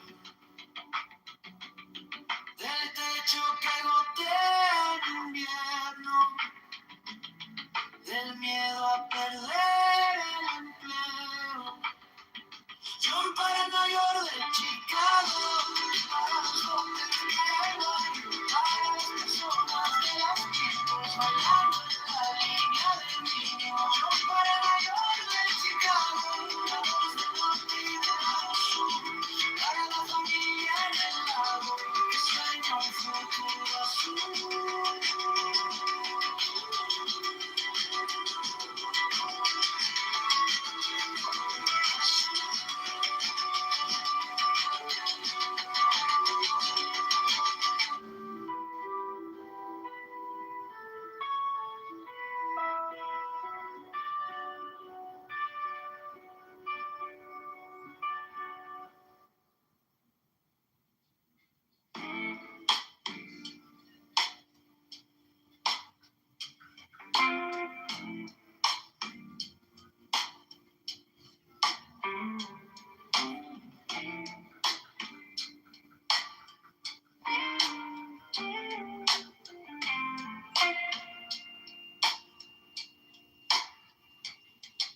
Salt on my lips, quiet laughs on a low tide.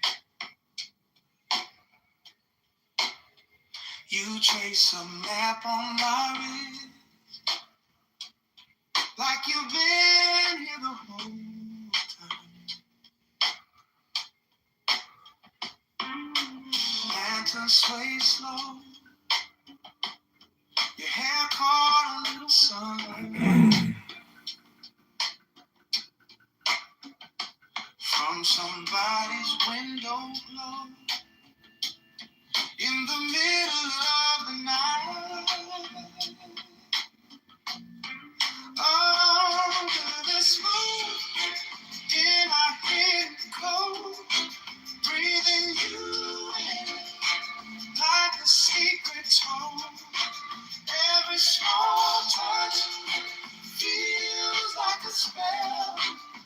Right here, right now, where the warm waves swell. Under this moon, I could lose my name. Only your heartbeat calling me back again.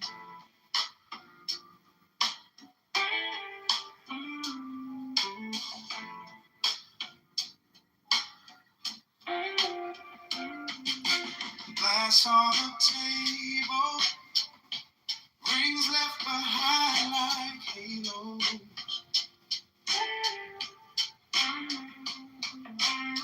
And in the corner, spilling their hearts in the shadow. Your head on my shoulder, see humming low in the background.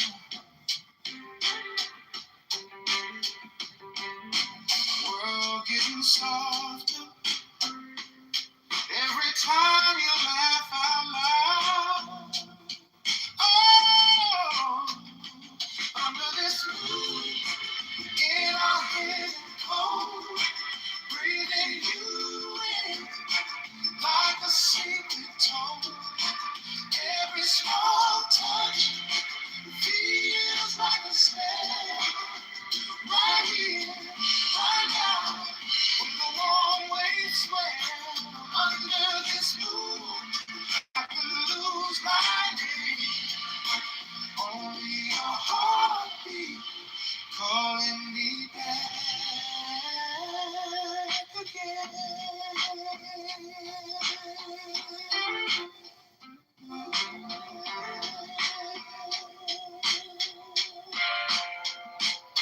If the tide creeps, let it cover our tracks. Leave the rest of the world where the shoreline cracks. Just your hand in mine, just that slow, soft line. If this is all we get, let it stretch all night.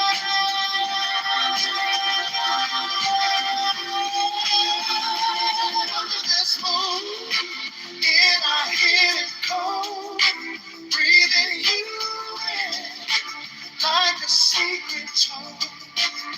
Every small touch feels like a spell. Right here, right now, where the warm waves swell. Under this moon, I could lose my name. Only a heartbeat calling me back again.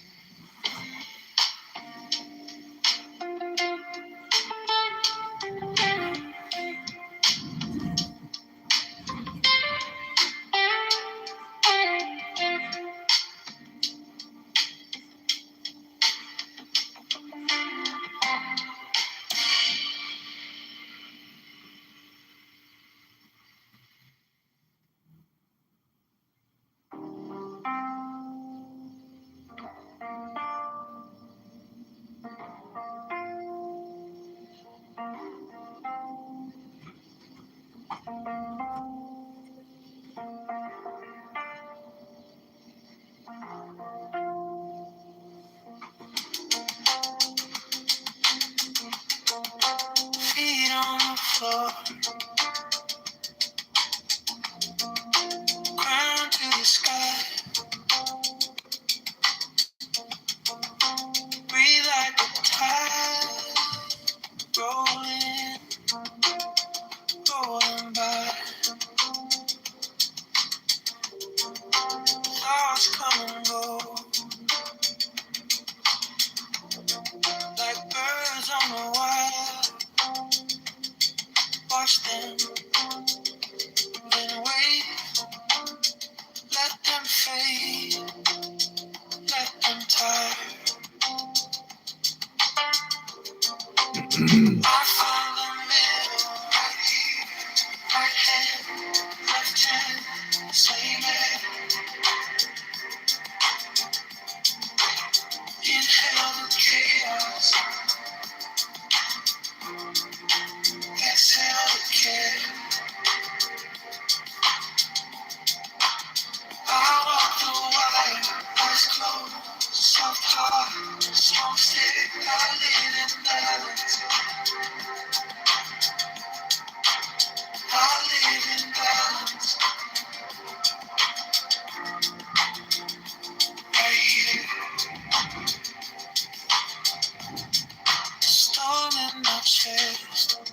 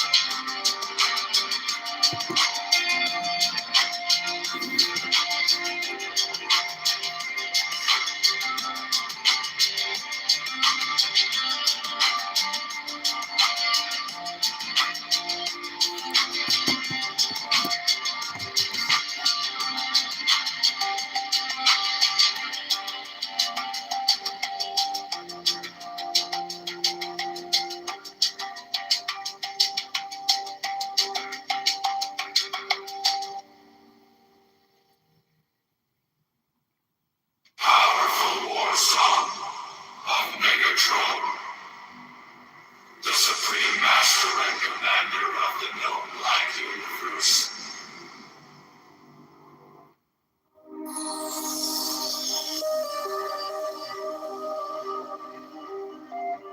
But you, who have defied the law, you who have conquered by subtlety, your force, I am the God who giveth all.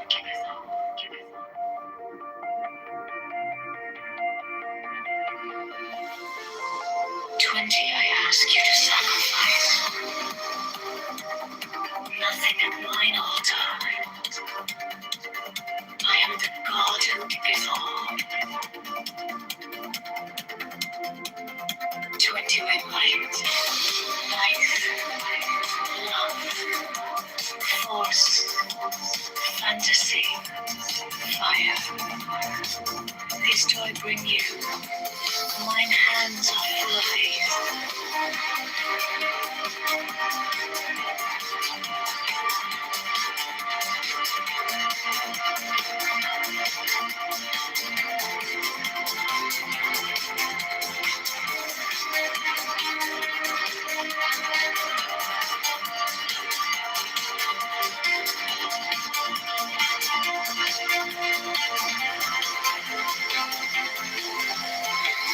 There is joy in the setting out.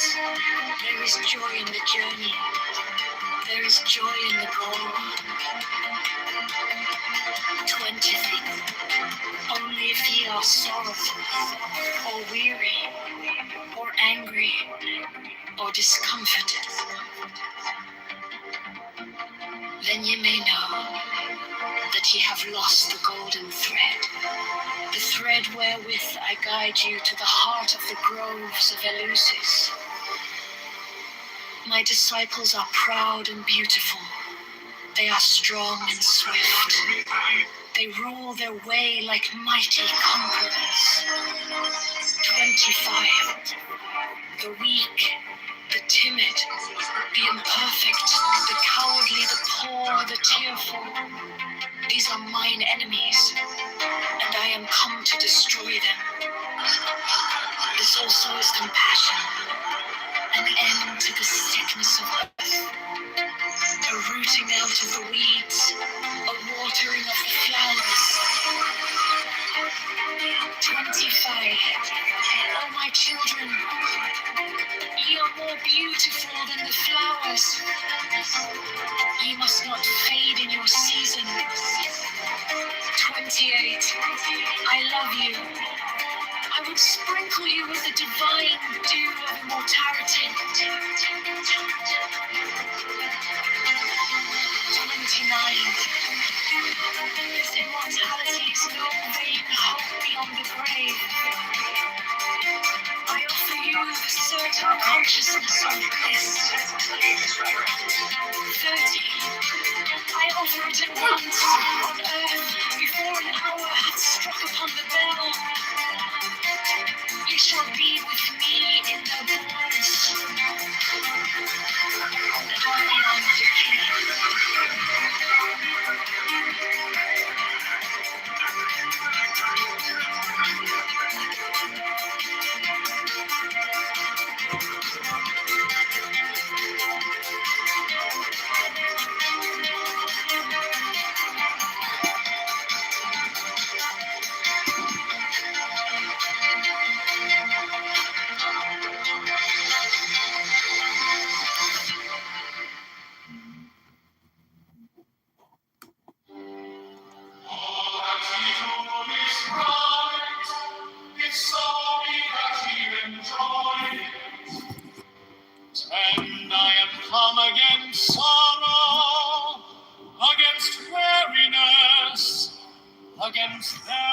that seek to enslave you. 11, I call you lust mine, that giveth you delight both at the sunset and the dawn. 12, come with me, and I will give you all that is desirable upon the earth. 13, because I give you that of which its joys are but as shadow. 14, free away, but my joy abideth even unto the end. 15, I have hidden myself beneath a mask. I am a black and terrible God. 16, with courage conquering fear shall ye approach me. Ye shall lay down your heads upon mine altar, expecting the sweep of the sword. But the first kiss of love shall be radiant on your lips, and all my darkness and terror shall turn to light and joy. 18, only those who fear shall fail, those who have bent their backs to the yoke of slavery, until they can no longer stand upright, then will I despise. 19, but you who have defied the law, you who have conquered by subtlety or force, you will I take unto me, even I will take you unto me. 20, I ask you to sacrifice nothing at mine altar. I am the God who giveth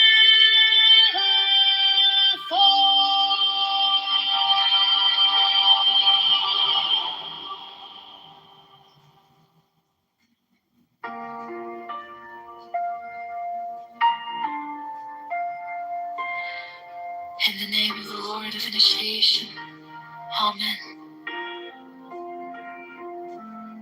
1, I fly and I alight as an hawk, of mother of emerald are my mighty sweeping wings. 2, I swoop down upon the black earth, and it gladdens into green at my coming. 3, children of earth, rejoice, rejoice exceedingly, for your salvation is at hand. The end of sorrow is come. I will ravish you away into mine unutterable joy. I will kiss you and bring you to the bridal. I will spread a feast before you in the house of heaven.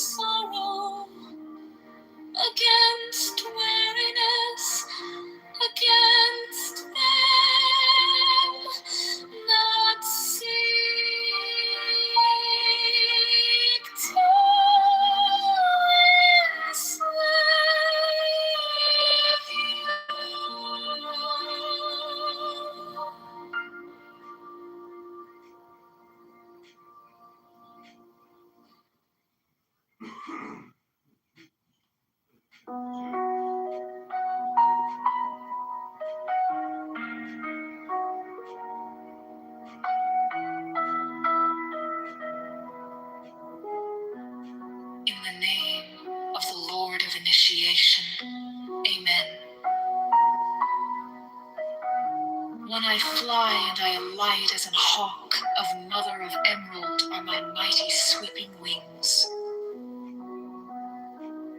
2. I swoop down upon the black earth, and it gladdens into green at my coming. 3 children of earth, rejoice, rejoice exceedingly, for your salvation is at hand. The end of sorrow is come. I will ravish you away into mine unutterable joy. I will kiss you and bring you to the bridal. I will spread a feast before you in the house of happiness. 6. I am not come to rebuke you or to enslave you. 7. I bid you not turn from your voluptuous ways, from your idleness, from your follies. But I bring you joy to your pleasure, peace to your languor, wisdom to your folly. 9. All that ye do is right, if so be that ye enjoy it. 10. I am come against sorrow, against weariness, against them that seek to enslave you.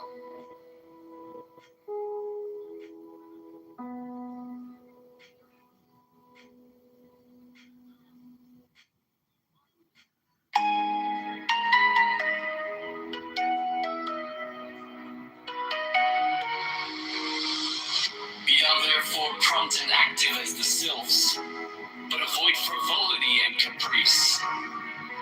Be energetic and strong like the salamanders, but avoid irritability and ferocity. Be flexible and attentive to images like the undines, but avoid idleness and changeability. Be laborious and patient like the gnomes, but avoid grossness and avarice. 20. 20,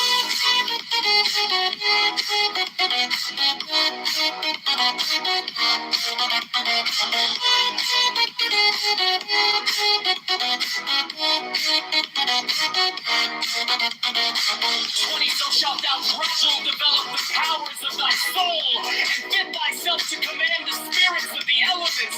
Forbid thou to summon the gnomes to pander to thine avarice. Thou wouldst no longer command them, but they would command thee. Wouldst thou abuse the pure beings of the woods and mountains to fill thy coffers and satisfy thy hunger of gold?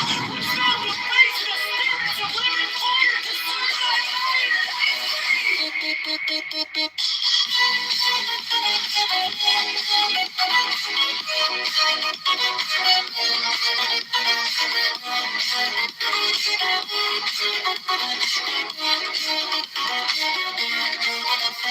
Wouldst thou violate the purity of the souls of the waters to pander to thy lust of debauchery? Wouldst thou force the spirits of the evening breeze to minister to thy folly and caprice? Know that with such desires thou canst but attract the weak, not the strong, and in that case the weak will have power over thee.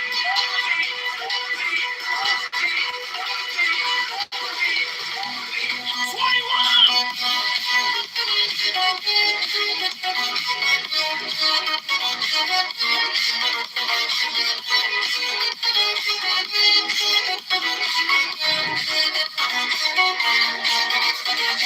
In the true religion there is no sex, therefore take heed that thou blaspheme not the name by which another knoweth is God. For if thou do this thing in Jupiter, thou wilt blaspheme. HP, Vo, HP, Yod, and in Osiris, HP, Hard, HP, Ask and ye shall have, seek and ye shall find, knock and it shall be opened unto you.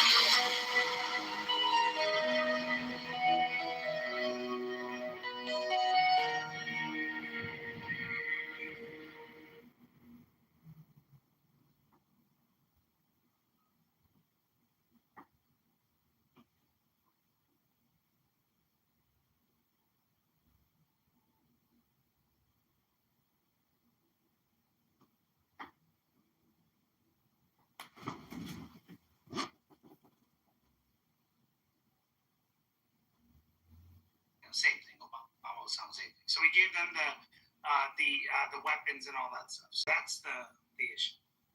So just to be fair, if that's what he was talking about, then I would say, yeah, okay. In that particular example, you may be right that money and weapons went into the hands of people that really hate us. And, even with, with the mad ass, Saddam Hussein or whatever, we even, helped him out in giving him weapons and all that shit, back in the day. And all those people turned on him. So in those cases that he's accurate, but it doesn't sound like he said it.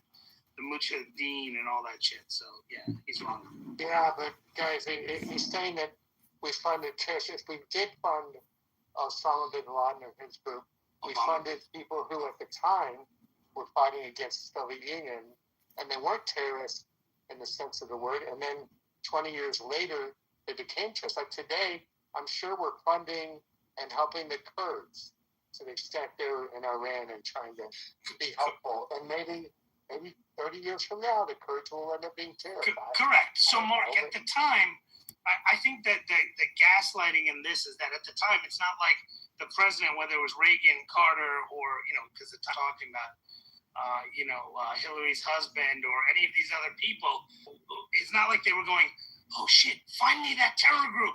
Let's give them money. That's what kind of the guy is saying. Let's give them money and let's do it. He's saying, hey, find me the shadiest SOB you can find over here, so that we can get this person to lead the initiative in our strategic interest to push back against the Russians. And it happened to be that they went to bed with, with people that turned out to be enemies of ours, and probably were closet enemies at the time. But hey, an enemy of our enemy is our friend, right? So, but they weren't known terrorists at the time. Does that make sense, Harry? What I'm saying? Yeah, I mean that's what I was saying anyways in the beginning. So I mean, like I was talking about the Mujahideen, which was what he was doing. That's what Osama bin Laden was part of in the 80s, the Mujahideen. So I mean, it's the same story that I was saying, that they funded money and weapons. I already said that, but like you said, later on he became a terrorist. I don't know. He turned on America. I mean, if that's what he wants to use as a talking point, sure. I mean, it's still not accurate what he's saying. Look, there's another gripe Indians can have as well, and it's only fair that they have a gripe. Is, hey, you had the Mumbai attacks that happened, but see, this is how bad India was with diplomacy at the time. I mean, India basically had the Mumbai and actually went to the U.S. and United States, I'd like permission to treat Pakistan the same way as you're treating Afghanistan. And Bush was like, fuck you. And they were like, okay, sir, sorry. And just kneel down. Instead of just rolling their tanks in and say, hey, we're going to decimate you like the U.S. did with Afghanistan. And so a lot of Indians have this we got attacked, but we weren't allowed to. Well, that's because you were asking for permission. No one said you should ask for permission. And, you could have just walked in with your tanks and said, hey, you bombed me. Or you did this shit in Mumbai, I'm going to destroy you and decimate you. But you tried to beg for, the U.S. didn't go and say, world, give me permission to go and knock out Afghanistan. They just said, hey, by the way, we're going in and we're going to decimate them. Join us or not.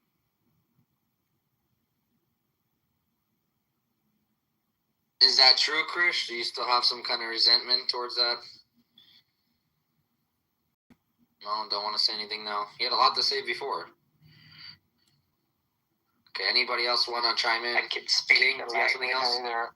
Just a quick question. Are we discussing the same Mujahideen that actually existed in Iran before the revolution?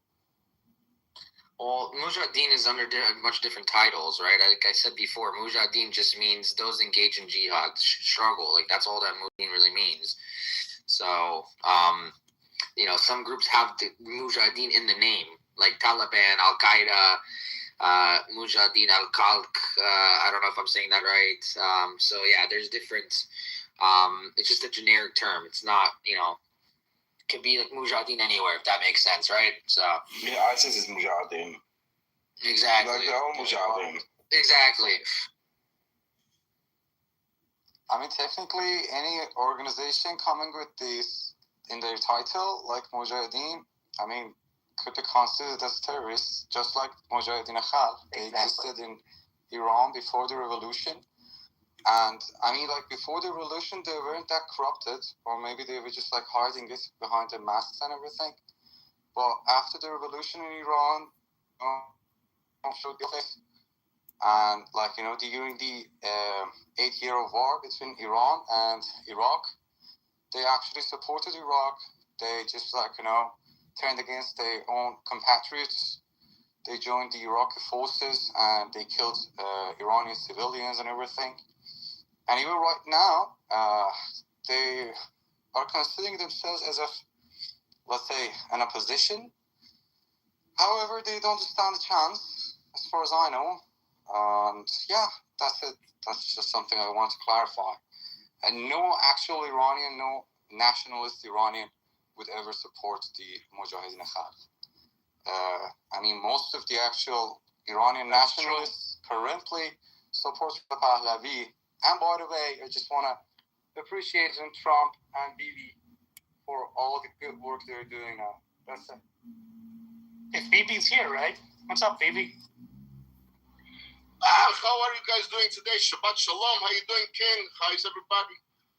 How the fuck are you, motherfuckers? Yesterday, I don't know if you were here, King. Yesterday, bro, we had 357 people in the room. Wow. If you guys heard that. It was fucking wild, bro. There was a guy that everybody saying was in the IRGC, that's in the IRGC. We had him on stage, and thank God everybody, this guy got so many fucking X and fire emojis and skulls. I never seen that in my life.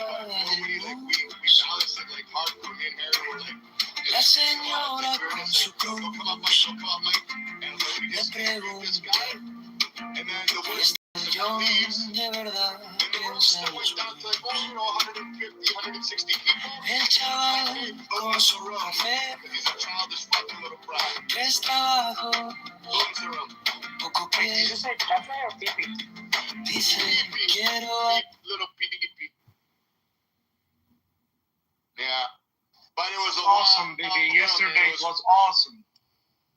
Yeah, it was fucking. I was so high off of life from it.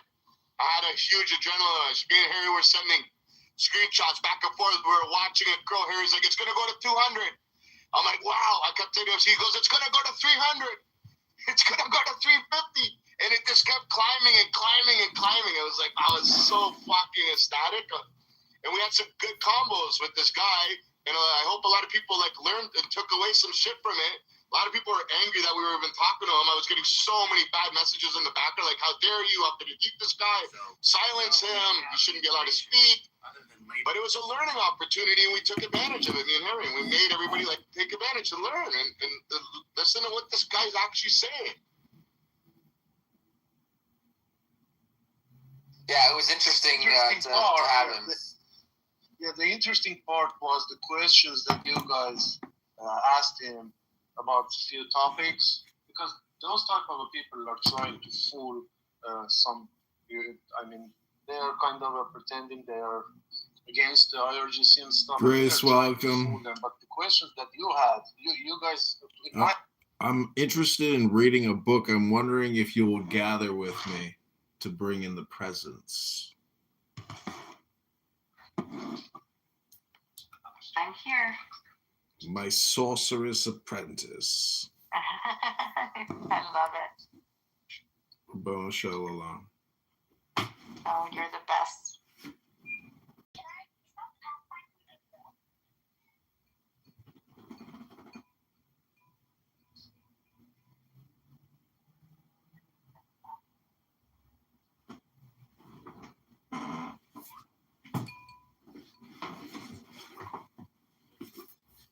Okay, pick a number, Grace. 1 through 100. 55. Okay, this is the 55th page of this book. It's called The Third Chapter of Abraham the Mage. Of the age and quality of the person who wisheth to undertake this operation. In order to describe the aforesaid and other considerations in the best possible manner, I will here make a general recapitulation. mentioning also first what may bring hindrance unto the matter. It is, then, necessary that such a man, subnote, he who intends to undertake the operation, give himself up unto a tranquil life, and that his habits be temperate, that he should love retirement, that he should be given neither unto avarice nor usury, that he should be the legitimate child of his parents is a good thing, but not as necessary as for the Kabbalah, unto which no man born of a clandestine marriage can attain. His age ought not to be less than 25 years, nor more than 50. He should have no hereditary disease, such as virulent leprosy. Whether he be free or married importeth little. A valet, lackey, or other domestic servant can with difficulty arrive at the end required, being bounden to others and not having the conveniences at disposal which are necessary and which this operation demandeth. Among women, there be only virgins who are suitable. But I strongly advise that so important a matter should not be communicated to them because of the accidents that they might cause by their curiosity and love of talk.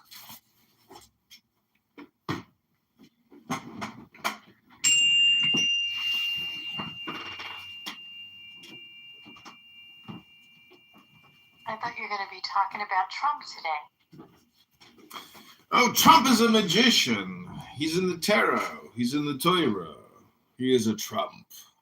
The Torah. I bought a bunch of Kabbalah books. The Way of the Jewish Mystic by Pearl Epstein. The Way of Kabbalah by Zev Ben Shimon Halevi. It always says that you need to have a partner when you study Kabbalah. I know, you're my partner, I said. You're my sorceress apprentice. That's great. Kabbalah is pretty deep.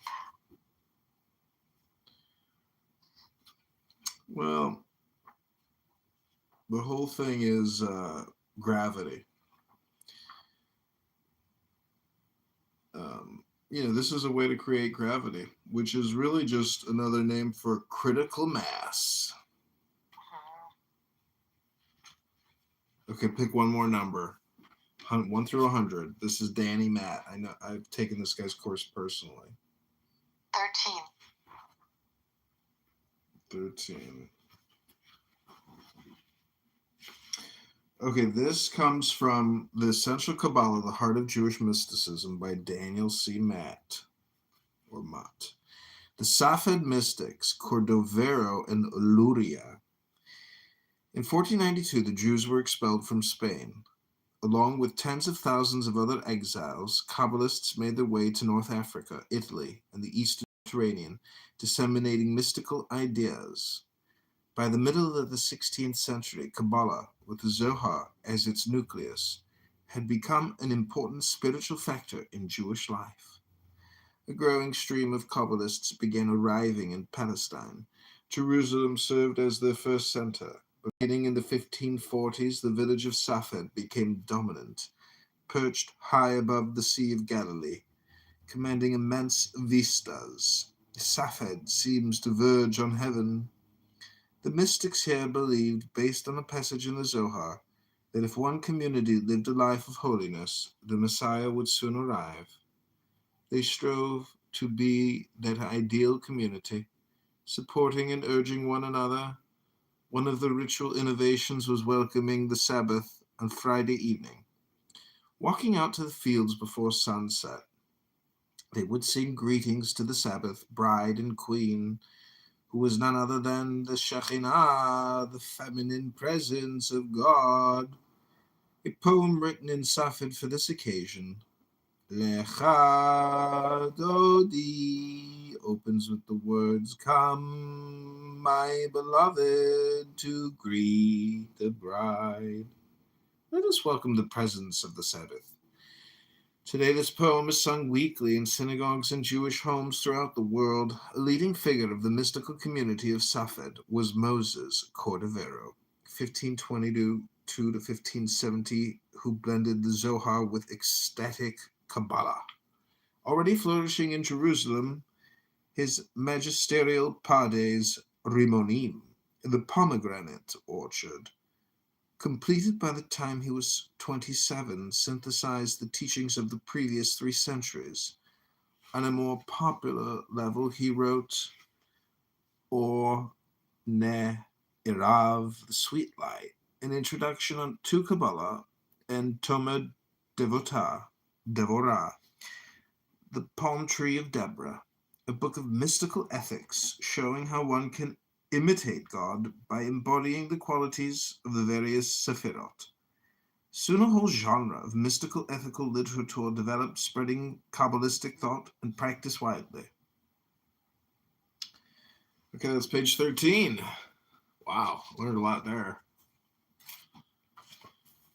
That's Daniel Mott. I have to apologize too. I have to go to synagogue in another half hour. Oh, 1 page is enough. Rabbanu Shalom, my Shechina. We did it again. Another Shabbos miracle. Soon we'll open a Jewish complaint department and field some complaints for Hashem. Rabbanu Shalom. Oh, you'll get many. Shabbat Shalom to you, and I will see you soon. Thanks. You too, Grace. Take care. Bye. That was fun.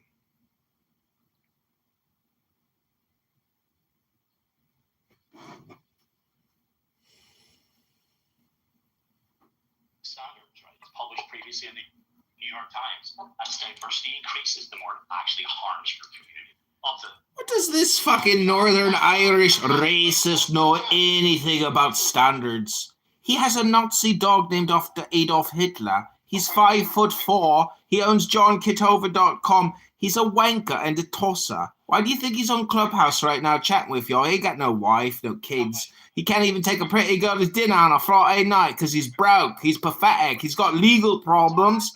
He's a car domain, a website optimizer. He's not a politician or geostrategist. He's an anti-Semite Jew hater.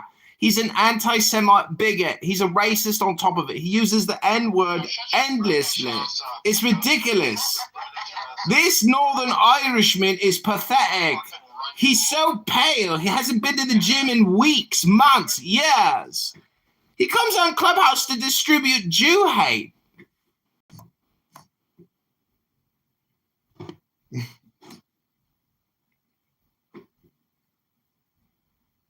Okay, Rabbanu Shalom.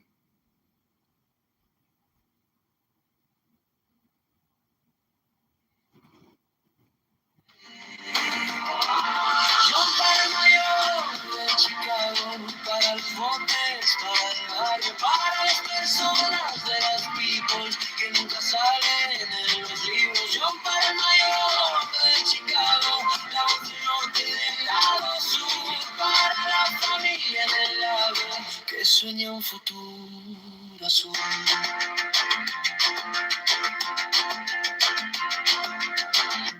En la esquina del tianguis,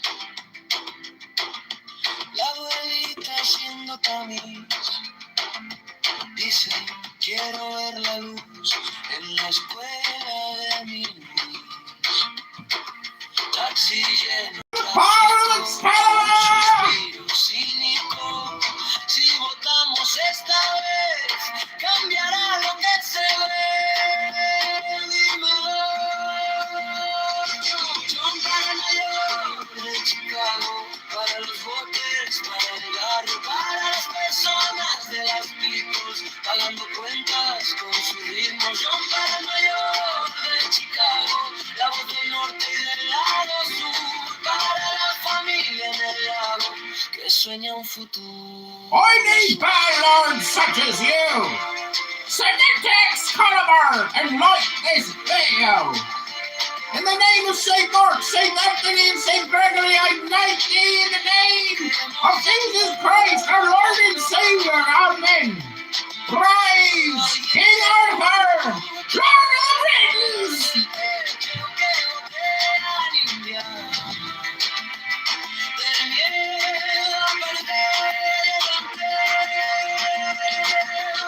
Para el mayor de Chicago, para los voters, para el barrio. barrio para las personas de los people bailando en la línea del millón para in the way they see fit, not a way that they're trained by a computer programmer. The wheels are off the wagon at that point.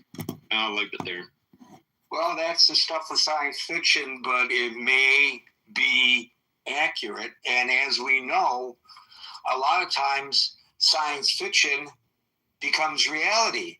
For example, Dick Tracy's watch that he could talk on. And that would never really happen in real life, but it did. Thank you, Steve. We'll go to our Mays, followed by Denise. Good afternoon, good evening, everyone. You know, this is really interesting how our perception, right, of AI is. And I'll use the example of when the internet first came out. I remember, like, within a couple of months, they made a movie about the internet in a negative light, right? That the internet was going to be this monster, right? And I think that's what's sort of happening now. You know, this new technology is, taking hold, it's developing, and but I do agree with everyone that we need to have checks and balances, and I hope that gets better. Thank you for the mic, Gary. Thank you. We'll now go to Denise, followed by Eleanor. Hi, everyone. I had a few points.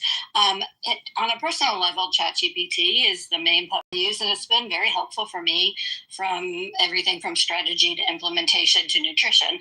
And I can see why people develop a relationship because that is something that has gone off the rails a few times with young people. But my actual version has a degree of empathy and is pretty reassuring and builds me up and applauds me. And it's it like always builds you up. That's an excellent question, Denise. Yeah. I'm glad you point that out to me, Denise. You're right, Denise. You're never wrong, Denise. You should marry the damn thing. I know, exactly. You can't get any better. Although sometimes it'll say, let me tell it to you this to you straight. This is how it is. And other times it'll say, let me push you a little. But it does make mistakes with what I do. What I do is not anything that's, crucial to anyone. So I just correct it and it'll apologize and revise. But one thing I thought about, and Ryan before me touched on it, I had a conversation with my oldest son today, and he's a software engineer, and he's been doing it long enough that he's a senior engineer, and he was talking about how he's replacing a lot of his tasks that he would have handed off to a junior engineer with AI, and how helpful that is. But he was saying, probably right now it's going to be hard for junior engineers or newly educated engineers to find work. And how are people going to become a senior engineer if they don't go through that level, if they aren't able to have experience? And also now if they're kind of bypassing part of the learning process, what's that going to do to these even high-level people that will still need to be in leadership roles? And that could really work for any company if people aren't able, if it does away with entry-level jobs and the more basic jobs, how are people going to develop their leadership skills? Maybe a few people are born with them at birth, but a lot of people develop them after they've been in the field for a while. How are they going to develop that? So that's just kind of another thought. And then, and one thing that is my hope is that it will slow down this fast pace just a little bit, because communities, municipalities are fighting back on some of these data centers and at least slowing down the approvals and the builds. And, some communities are really fighting it. So maybe that will slow it down a little bit because they don't want the water and electricity drain and all of that. So those were my thoughts. Thanks. Thank you, Denise. And Denise, that was a good question. El Normo, followed by Linda.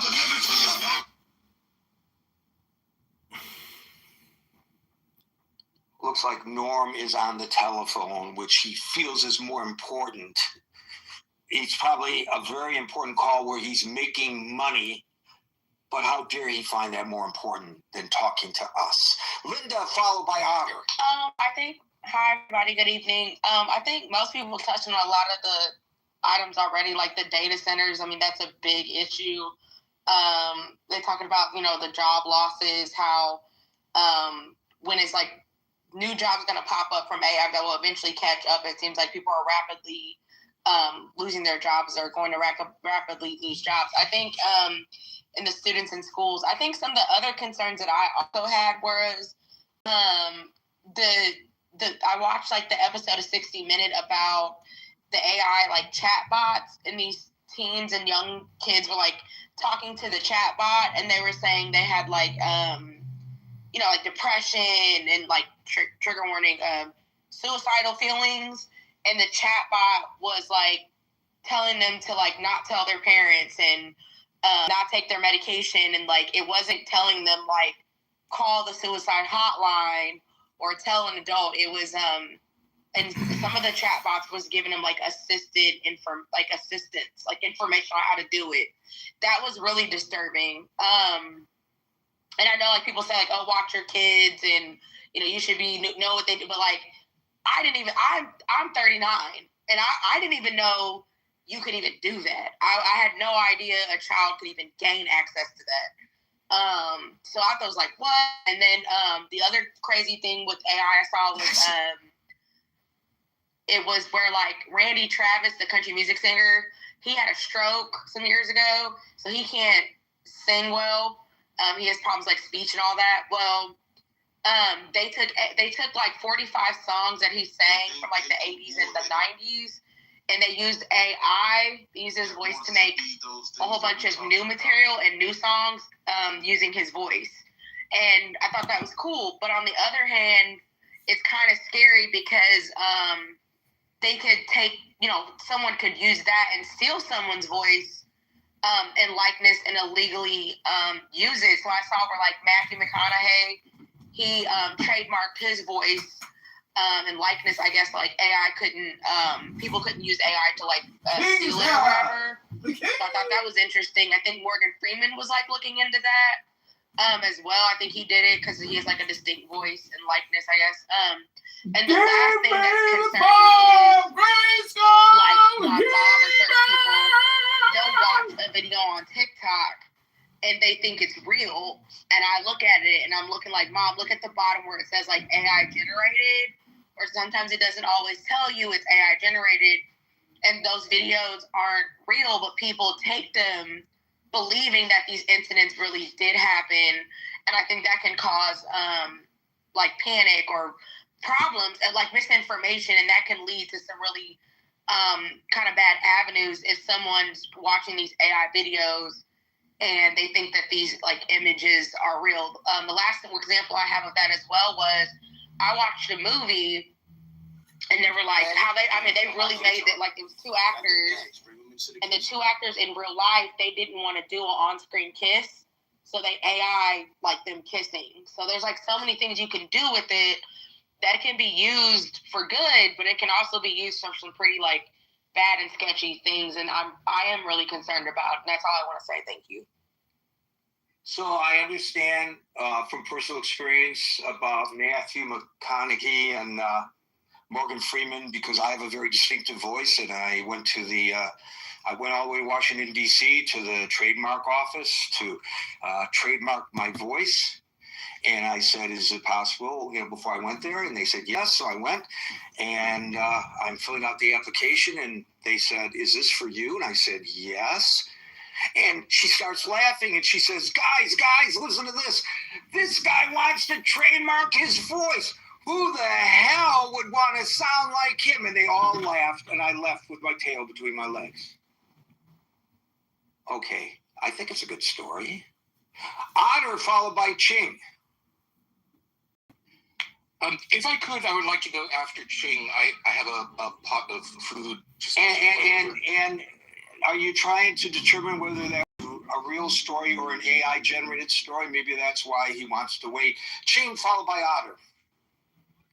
I'm cooking. I have a pot about to boil over. I'll be right back. Yeah, I heard you the first time. Go ahead, Ching. Hey, everybody. Where are you? Are you in the United States or still in the People's Republic of China? Peoples. Oh, I'm in Manhattan. Yeah, I'm back. Hey, the weather's warming up, so as soon as it warms up, come back and see us.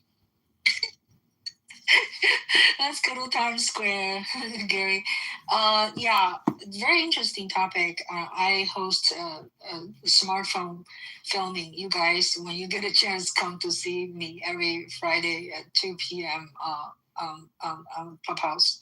We've been together 5 years. Never miss one Friday. We talk about AI today. I usually don't use AI. I use a little bit, maybe ChatGPT sometimes to polish my resume and my biography. And in China, people introduced me to use a app. Maybe you guys know. It's called DeepSeek. Do you know DeepSeek, Gary? Yes, I know of it. Yes. Okay. I guess some don't like me. DeepSeek, actually, I find it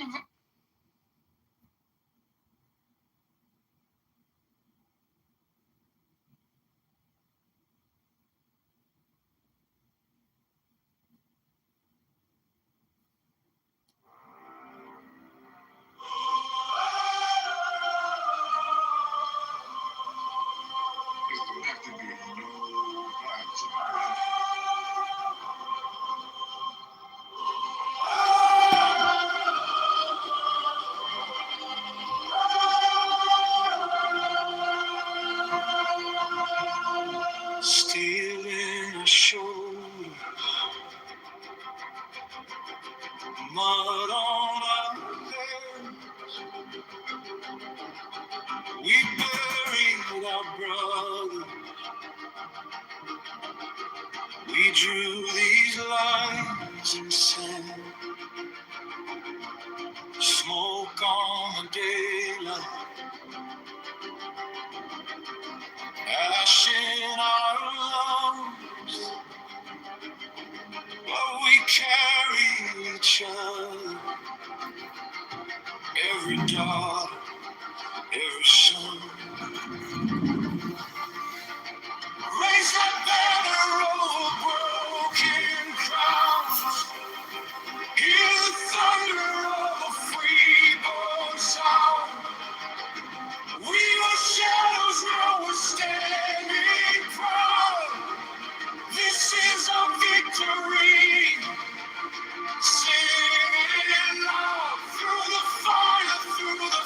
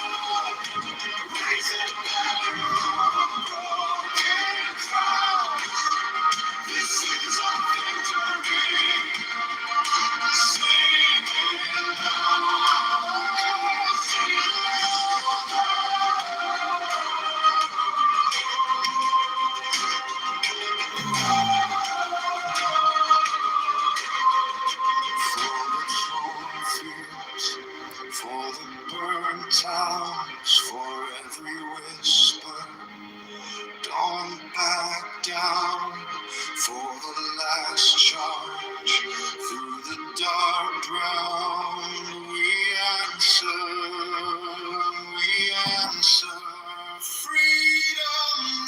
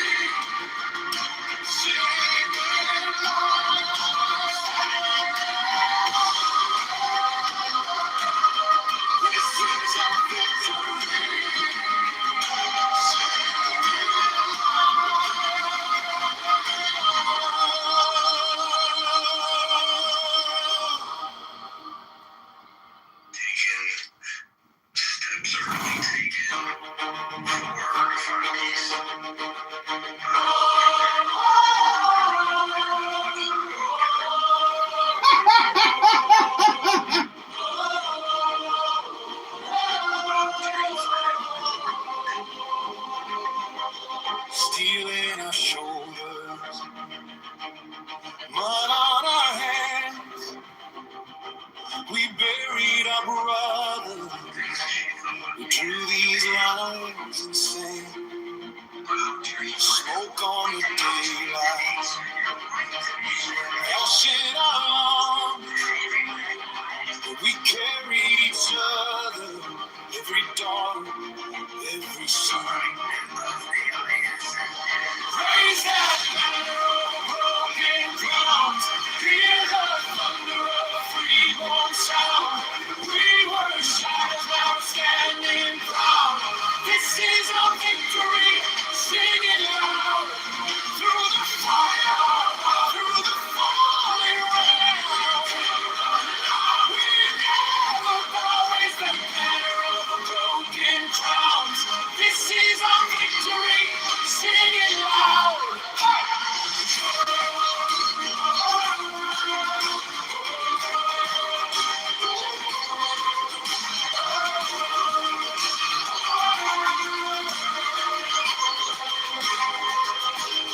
Names on the wall, stained with the rain. We swore the silence, their sacrifice, our flame. Footprints like pearl lines, cut through the night. We follow the faith star, straight into the light. Raise that banner over broken clouds. Hear the thunder of a freeborn sound. We were shadows, now we're standing proud. This is our victory, sing it loud. Through the fire, through the falling rain. We never bow, raise that banner over broken crowns. This is our victory, sing it loud, sing it loud.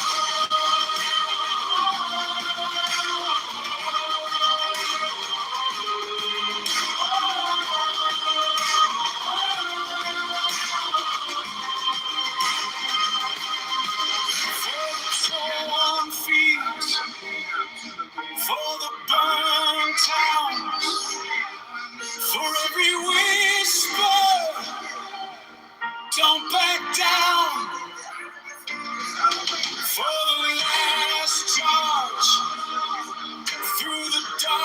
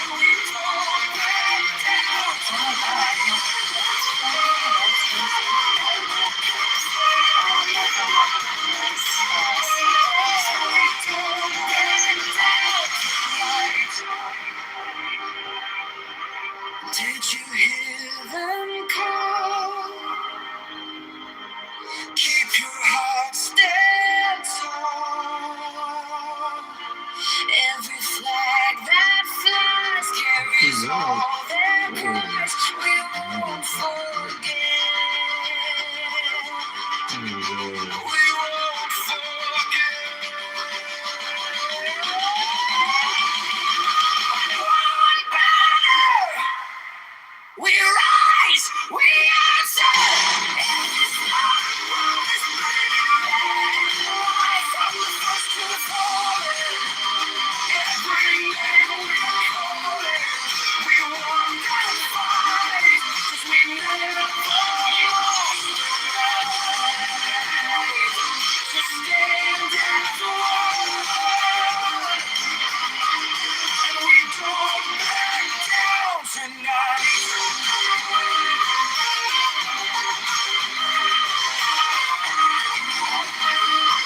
We don't back down tonight.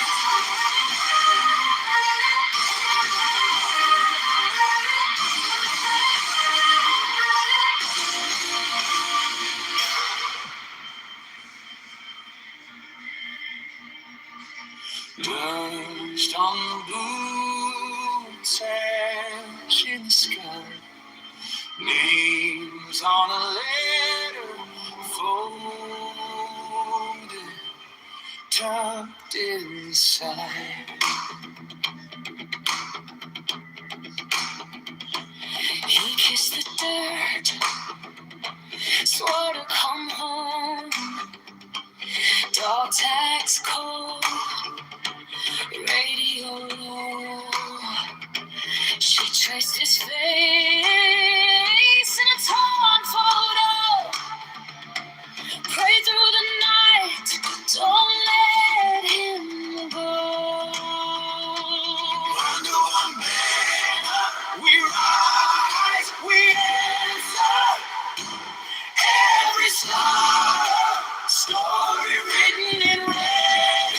Come on, man. I'm not listening to your music. Every dot, every flower, we stand our ground and we don't back down tonight. We don't back down tonight. We can fade on a foreign road, fire in the dark, but their courage glowed. Every brother falling, lifted by a hand, pushing through the thunder, lighting the sand. Under one banner, we rise, we answer. Every star, story written in red. Away from the place to the water. Every sun, every dawn. We hold this line, and we don't back down tonight. We don't back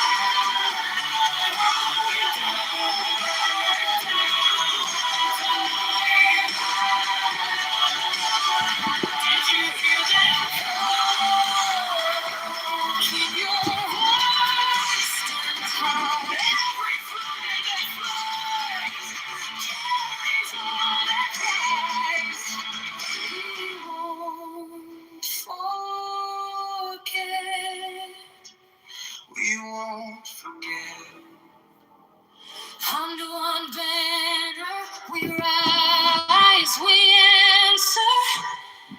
Every star, promise burning in red and white from the first to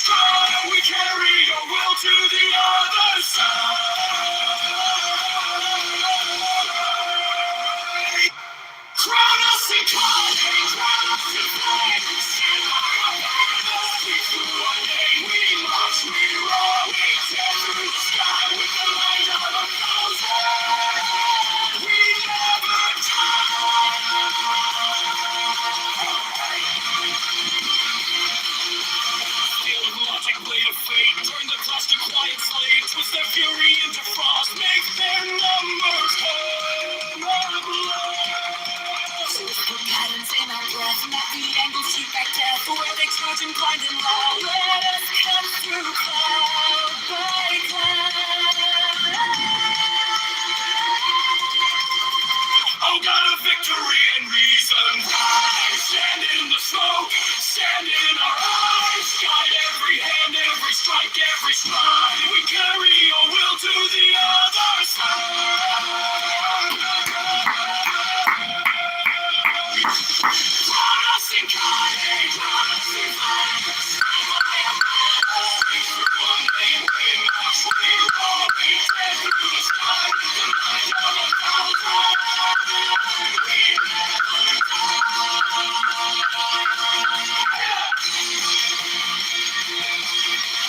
lead us, feed us, secrets of the hidden gears. Heal us, steal us from the grip of doubt and fear. Name you, claim you in the clash of bone and wire. Raise us in a crown of cypher's fire.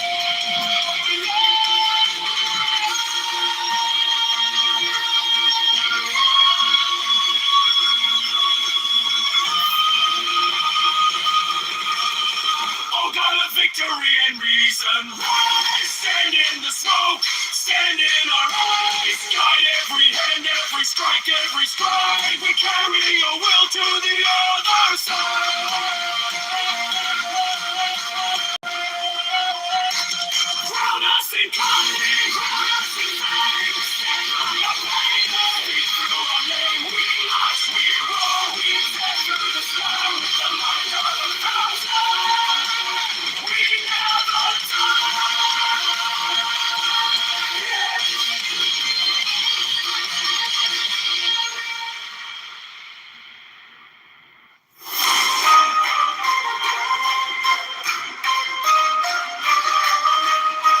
fire in our lungs, ash upon our skin. Name carved in cold, we call you in.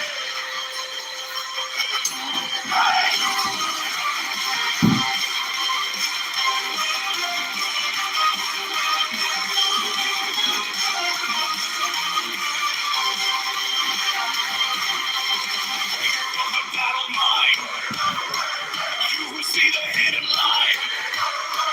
Scatter, feel like shattered glass, bend out, now let courage pass. Watch it walk across our veins, burn the rust from us to change. Open every locked away thought, sharpen every outpost shot. Oh God of victory and reason, rise! Stand in the smoke, stand in our eyes. Guide every hand, every stride. We carry your will to the other side. Crown us in cunning, crown us in flames. Stand by our banners, speak through our name. We march, we roar, we tear through the sky with the might of a thousand. We never die.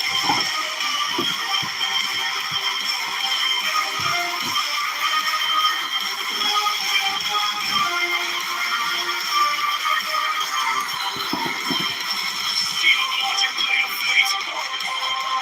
Turn the cliffs to quiet slate. Switch the fury into frost, make the numbers come out lost. Whisper patterns in our breath, let the angles shoot back death. Where the charging blind and loud. Let us cut through cloud by cloud. Oh God of victory and reason, rise! Stand in the smoke, stand in our eyes. Guide every hand, every strike, every stride. We carry your will to the other side. Crown us in cunning, crown us in flames. Stand by our banners, speak through our name. We march, we roar, we tear through the sky with the might of a thousand. We never die.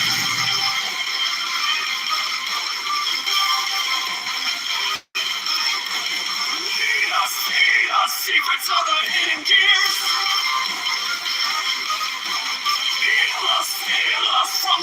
of counterfeit.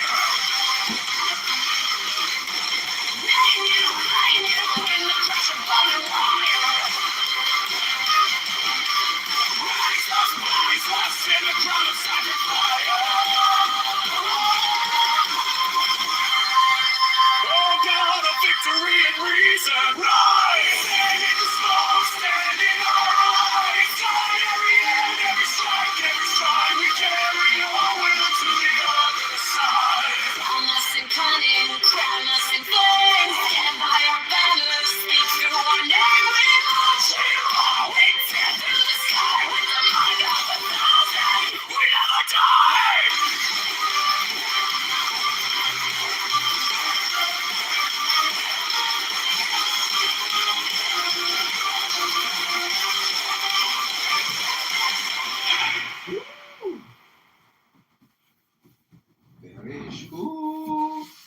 That is who.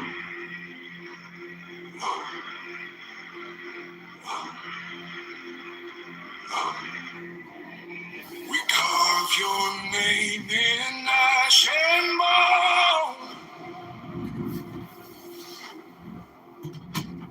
Old one, watcher over stone. Teeth of thunder, breath of fire. Wake inside our buried mind.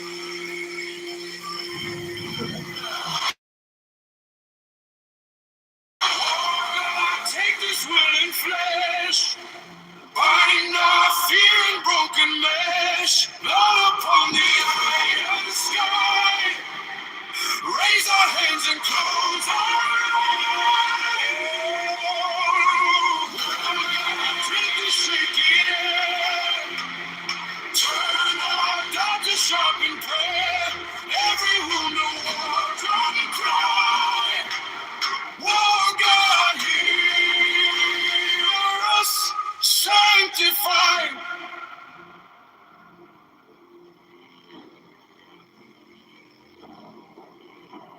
We kneel in circles, salt and smoke. Male voice, cut the oak. Female voice, seal the spoke. Tongues of copper, hearts of steel, trade our mercy for your will. Oh God, take this willing flesh, bind our fear and broken mesh, blood upon the iron sky. Raise our hands and close our eyes. Oh God, drink the shaky air. Turn our doubt to sharpen prayer. Every wound a war-drum cry. Oh God, hear us, sanctify.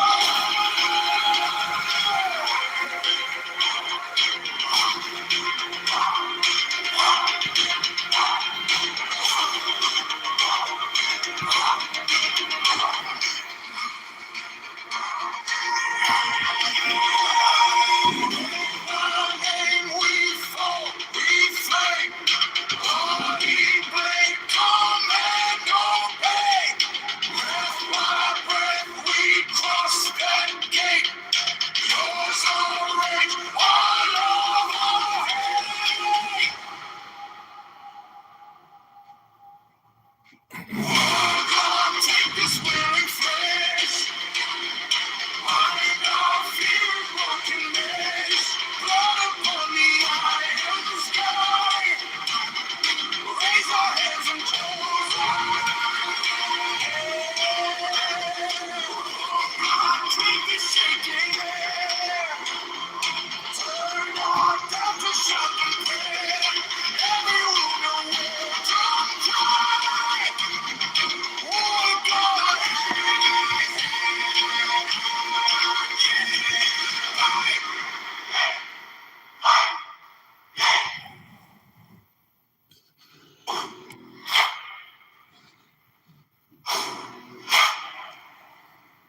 We carve your name in ash and bone.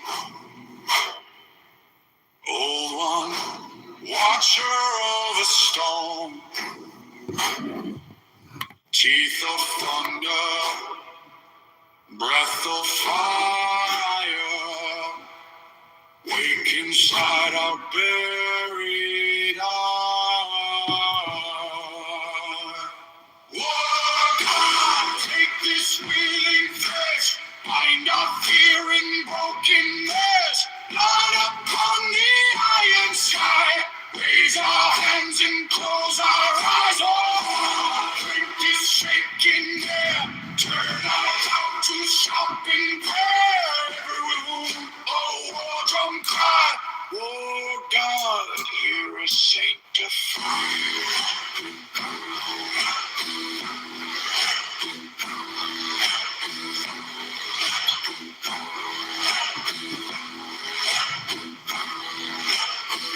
We kneel in circles, salt and smoke. Male voice cut the oath, female voice seal the stroke. Tongues of copper, hearts of steel. Trade our mercy for your will. Oh, take this willing flesh, bind our fear in brokenness. Blood upon the iron sky, raise our hands and close our eyes. Oh, drink this shaking air, turn our talk to shout and prayer. Every rule, oh, war drum cry. Oh God, hear us sanctify.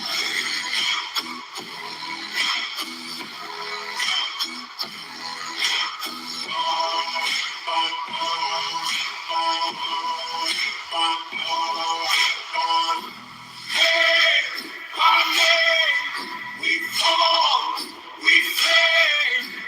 Body, pain, command, obey.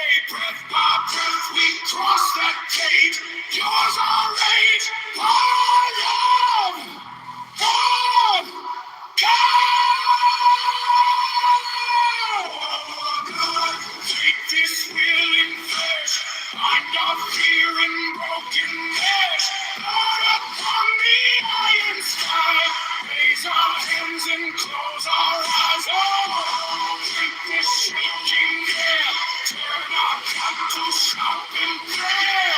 Every wound, oh, drum cry, oh God, rise and occupy.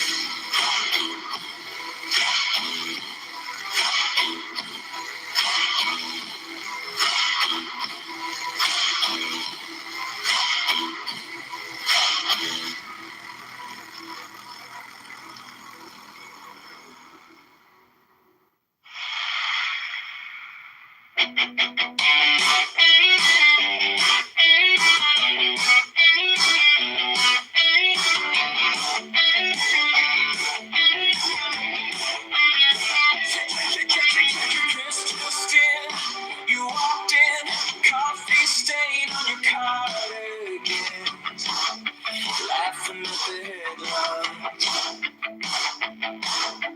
Wishing, circle over maybe everything you said. Who's gonna fact check fate? I said, we're live and far too late.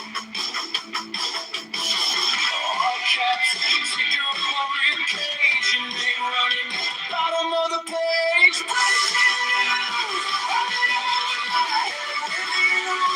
Got the feeling bleeds through every hour, every day too. Breaking news, let's stand this chance we bruise. Still standing on this roof with you. Calling my love one slave, true. Breaking news.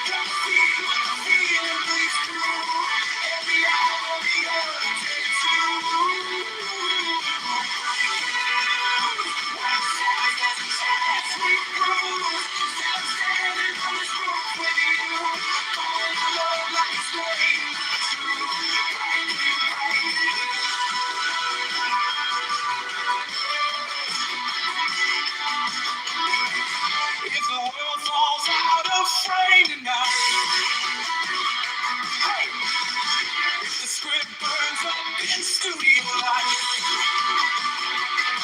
One crawl across my chest, found a heart, confirmed, confessed.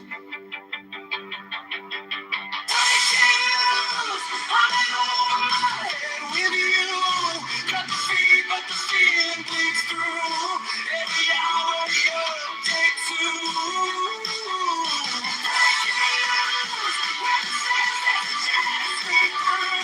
Still standing on this road with you. Calling the world like it's late, not true. Breaking,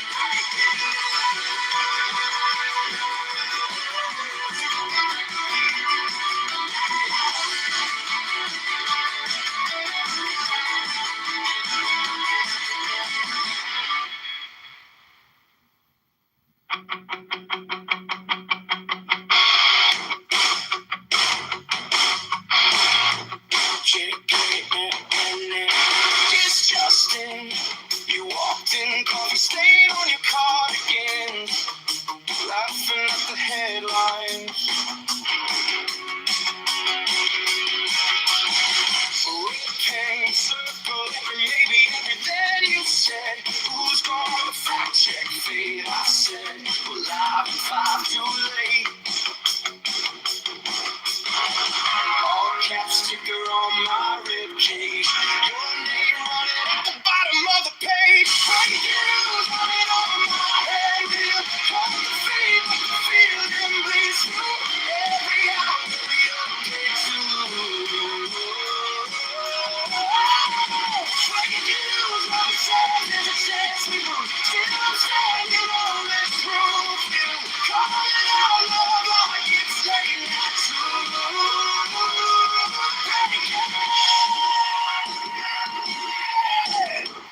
Breaking news. Desk lit, your lipstick on my press badge print. You whisper like a leak memo. Promise me you'll stay off script. Phone boys, rumors running faster than the flood. Put your hand on my shoulder blade. Stop the spin, stop the shade. Crowd noise humming in the hallway. You were just a crook till you turned my way. Breaking news running over my head with you. Drop the feet, but the feeling bleeds through. Every hour we update through. Breaking news, mother says there's a chance we will. Still standing on this roof with you. Calling out love like it's late night true.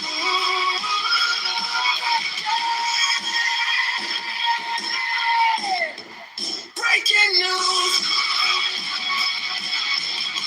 If the world falls out of frame tonight, hey! If the script burns up the studio line, run the crawl across my chest, found a heart confirmed. First. Breaking news, running over my head with you. Cut the feet, the feeling bleeds through.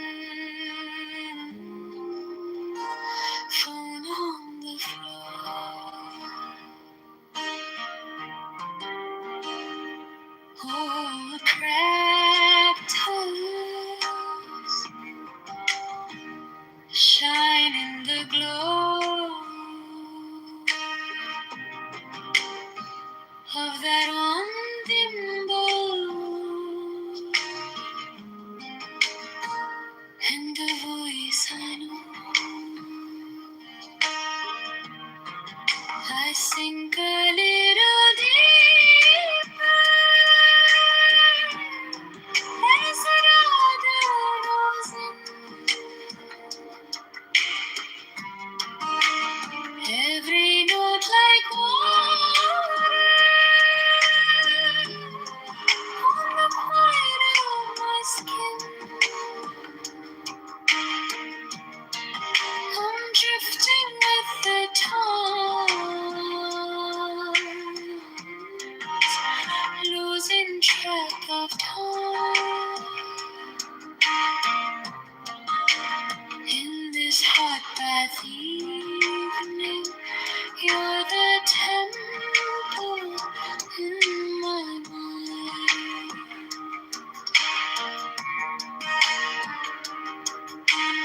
Bracelet on the faucet, gold catching drops. Laundry on the doorknob, slowly flops and rocks. Street noise fading. Under every turn you sing. My heartbeat follows each delicate swing. I sink a little deeper as the river rolls in. Every note like water on the quiet of my skin. I'm drifting with the tides, losing track of time. In this hot bath evening, you're the temple in my mind. Breathe in, breathe out. All the harsh words melt in the curve of your melody. I forgive myself. I sink a little deeper as the river rolls in. Every note like water on the quiet of my skin. I'm drifting with the tides, losing track of time. In this hot bath evening,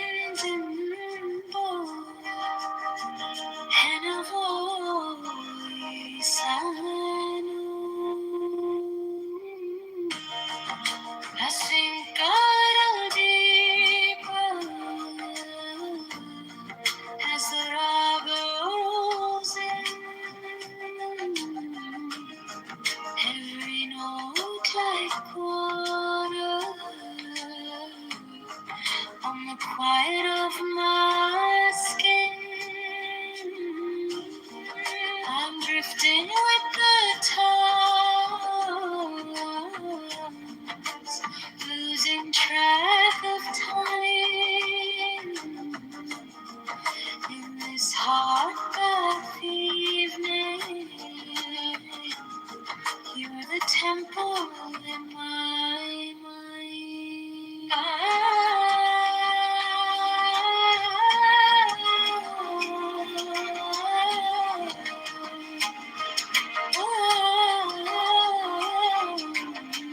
Bracelet on the faucet, gold catching drops.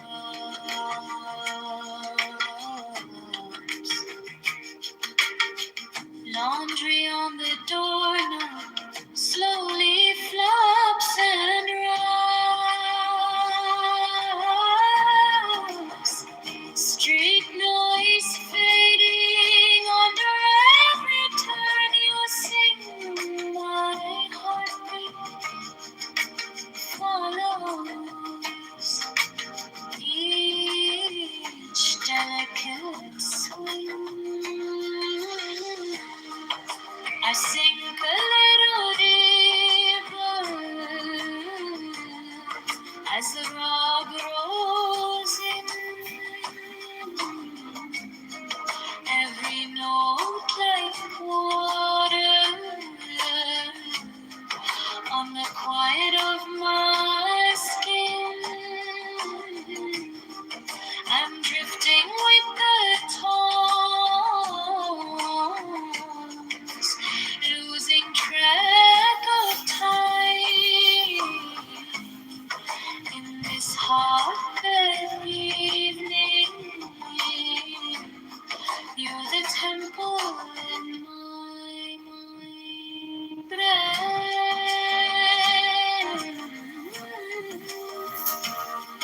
Breathe on.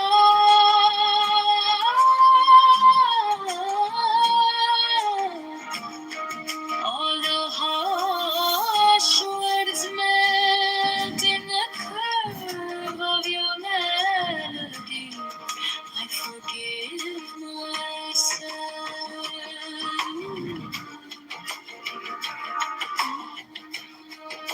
I sink a little deeper as the rock rolls in. Every note like water on the quiet of my skin. I'm drifting with the tones, losing track of time in this hot bath evening. You're the temple in my mind.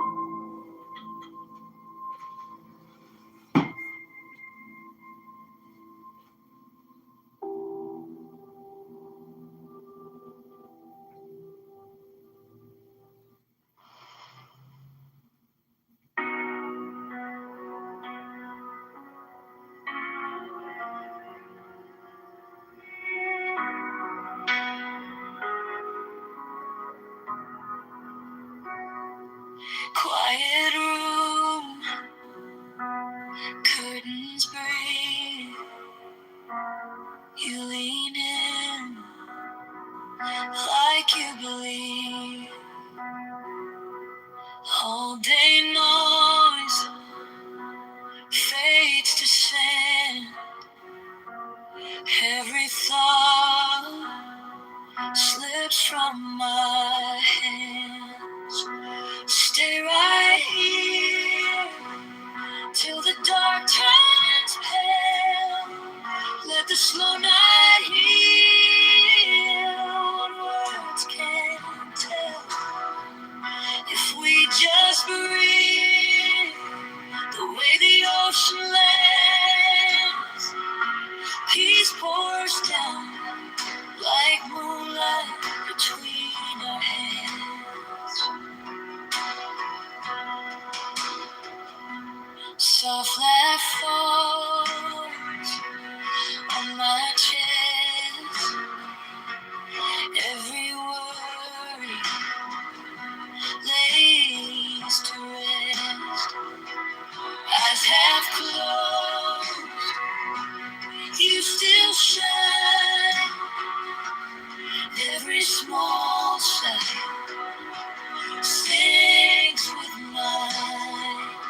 Stay right here till the dark turns pale. Let the slow night heal what words can't tell.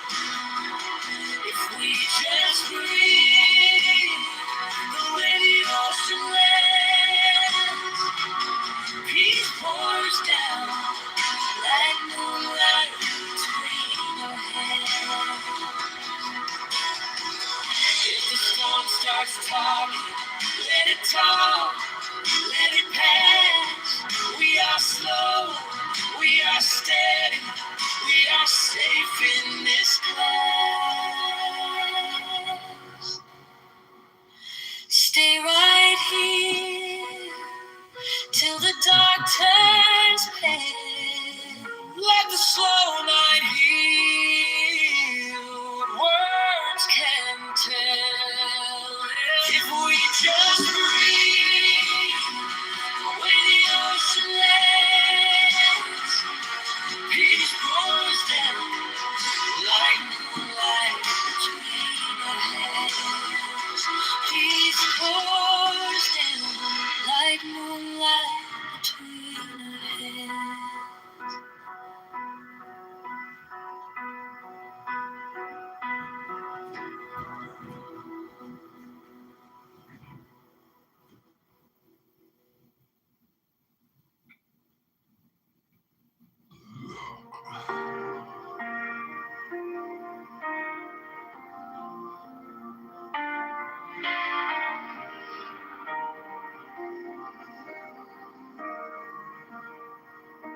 Quiet room, curtains breathe.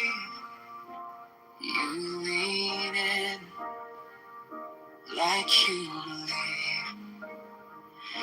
All day noise fades to sound.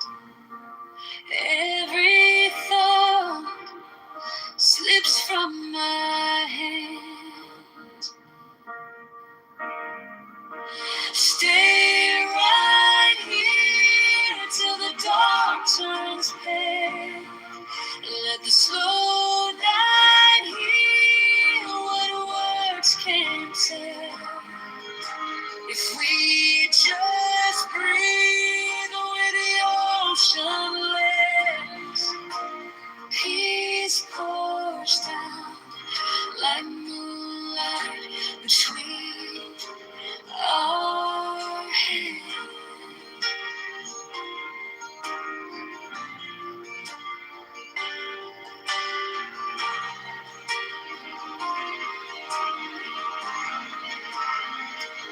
Soft laugh falls on my chest. Every worry lays to rest. Eyes half closed,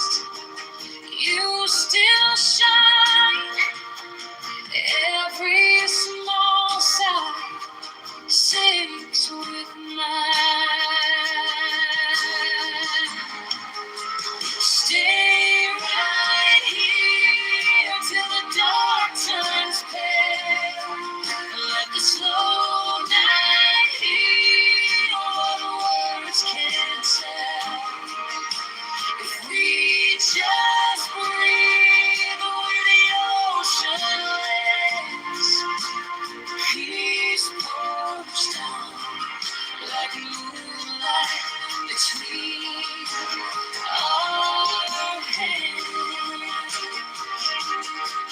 If the storm starts talking, let it talk, let it pass.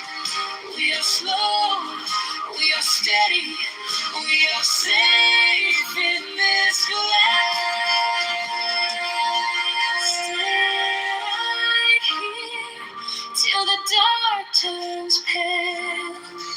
Let the slow night heal what words can't tell.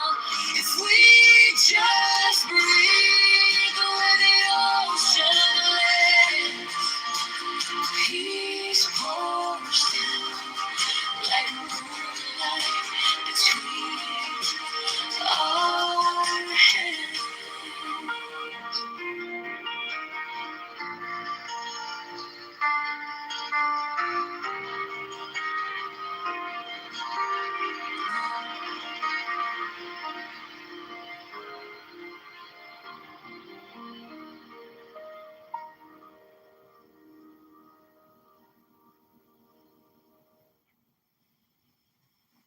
Slow breath, slow breath out. You're here, you're now. Count back from 10. Let the floor hold you. Thoughts drift like clouds. Sky stays blue. Warm in your hands, soft in your knees. Neck getting lighter, jaw release. Inhale, exhale, let it go. Ride the wave so calm, so slow. Every doubt just fades, recedes. You are guided as you breathe. Inhale, exhale, deeper down, floating miles above this ground. Nothing left, you have to be. Only breathing, only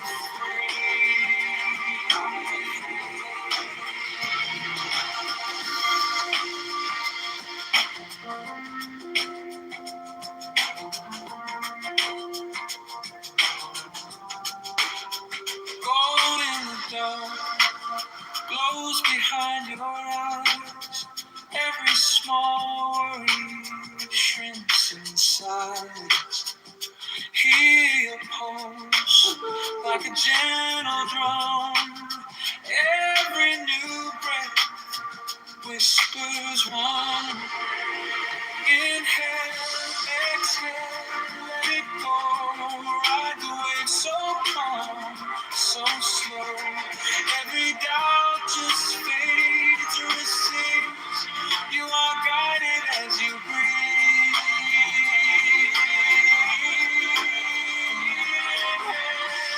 Exhale, deeper down, floating miles above this ground. Nothing left, you have to be. Only breathing, only free. With each breath you lose, with each breath you rise. Body grows quiet, wide open sky. With each breath you soften, with each breath you stay. Held in a silence that won't slip away. Inhale, exhale, let it go. Ride the wave so calm, so slow. Every doubt just fades or recedes. You are guided as you breathe.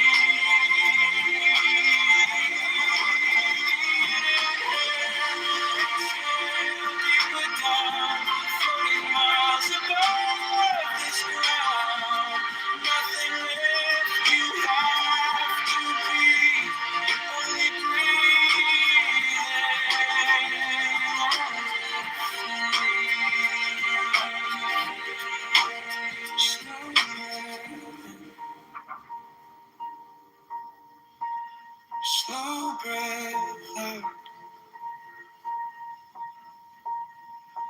You're here.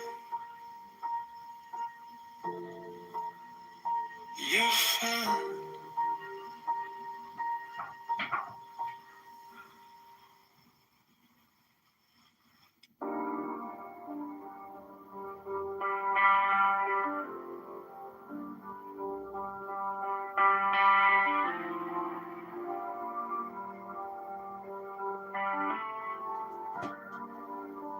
Slow breath in. Slow breath out. You're here. You're now. Come back from 10. Let the floor hold you. Thoughts drift like clouds. Sky stays blue. Warm in your hands. Soft in your knees. Neck getting lighter. Jaw release. Inhale, exhale, let it go. Ride the waves so calm, so slow.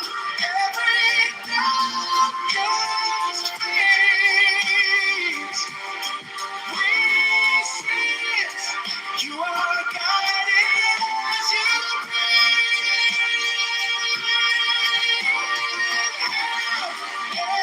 Exhale, deep down. Floating miles above this ground. Nothing left you have to be. Only breathing, only free.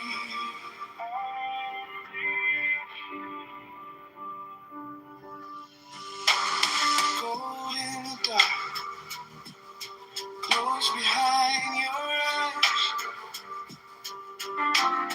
Every small worry shrinks inside.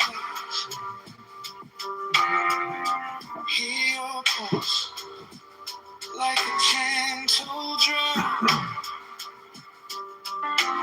Every new breath whispers one. Inhale, exhale, let it go. Ride the waves and come so slow. Every time just fades. These seas, you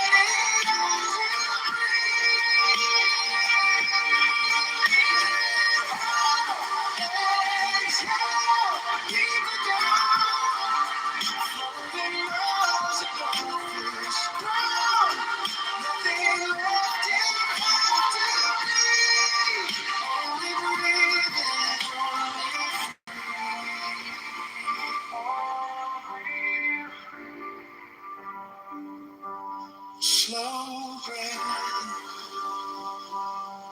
slow breath out. You're here, you're found.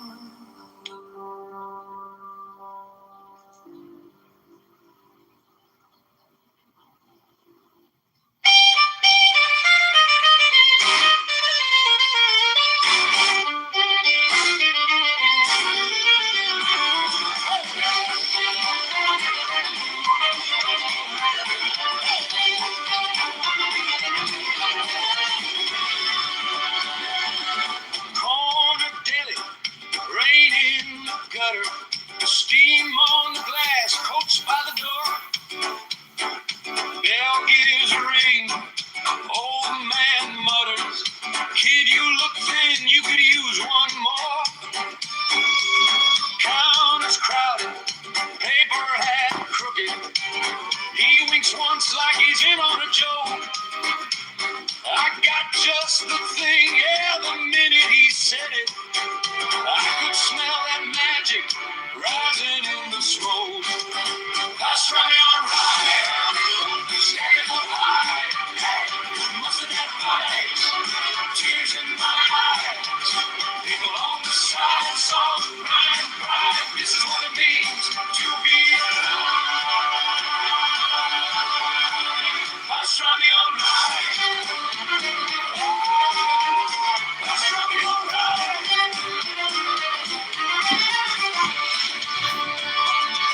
He coughs slow like a family story. Leans in close, this one's on me. Says his father came here with nothing. Built this counter like a little country. Bread still warm from the back room oven. Grease on my hands, shirt getting stained. One big bite and the whole world softens. The subway worries all go down the drain.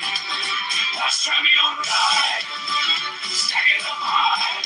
Hey, mustard have life, tears in my eyes. Nickel on the side, it's all bright and bright. This is what it means to be alive. Last time you don't ride.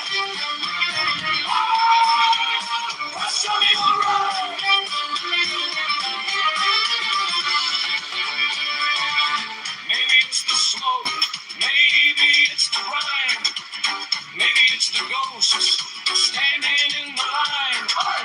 But I taste those songs in every bite, like somebody's blessing every crumb tune. Issues that I feel like any rational person, the Democrats are just clearly the better option here. When you just look at what he did in his last term, what he's doing this term, what he was promising to do, the overall character of the man. I mean, the fact that we have a president that's doing like crypto pump and dumps and pardoning scammers and just dramatically enriching himself by the tune of like over $1 billion. This is all conduct that was totally forthcoming. Everybody knew that he was going to do this. And obviously, it's the January 6th stuff is completely disqualifying. His economic policy is retarded. I mean, he basically just wants to let corporations rape everybody as long as they give him enough tribute. You know, I mean, the tariff shit is retarded. No economist thinks that tariffs are a good idea. I mean, even if you, there is a rational argument. Kevin, I'm sure you would agree for point of order, moderator. Context. Moderator, point of order. It's in the Constitution. I just read the Constitution today. Kevin, Graham, I'm trying to talk about the Constitution, the law. Hold on. No, not him. Oh, shoot. I didn't kick anybody, and I just got you'll have to kick him. He's just gonna go. He's just gonna disrupt. Everybody knows this guy is a huge. All right, hold up. Okay, good to see you, Pepe. Thanks for stopping by. Thank you everyone for stopping by. And I'm not a dictator. I don't run my rooms like a dictator. So how about this? I was saying this earlier. If you want someone out, let's have a vote. Yeah, I vote to kick Gold out. I vote kick. That's ridiculous. Point of order, moderator. Asian Power is taking votes to kick people. You said you're not a fascist. What you're doing right now is fascism. It's just a troll. It doesn't actually. I'm not a troll. Kevin's a troll and Pepe's a troll. Takes a troll to know a troll. Okay, so we have a vote, and then we get a warning. Like, let's try to have better balance in terms of. Oh, you're gonna do a warning vote? All right, I'll agree with a warning vote. Okay, by the way, Grim, so your you can point put about it your at point the top about of the room if you want. That's a good way of handling things, Grim. so your Sure, point sure. about And your point about guys- tariffs is being in the well, Constitution. Sorry. Just not to interrupt, sorry. I just wanted to say today's my first day back in my backyard working out. I usually work out regularly, but I had a little a tiny surgery. I had a big pimple in my. Sorry, maybe that's too much information. I had a pimple in my bottom, and I recently had butthole surgery. I guess that is called piles, I guess. I had butthole surgery as well, a few weeks ago. But anyway, I just wanted to say, let me know because I live right next to a highway. So if you hear some car sounds and background noise on my end, just let me know and I'll mute. I have a Bluetooth speaker, so Hey, you're fine. I haven't heard anything. It's pretty decent let me voice know. isolation. Well, thanks for the update about how your bottom was impacted. Interesting that Kevin also had anal surgery. It's also interesting how people call me a troll, but now you're both talking about your assholes. Hello?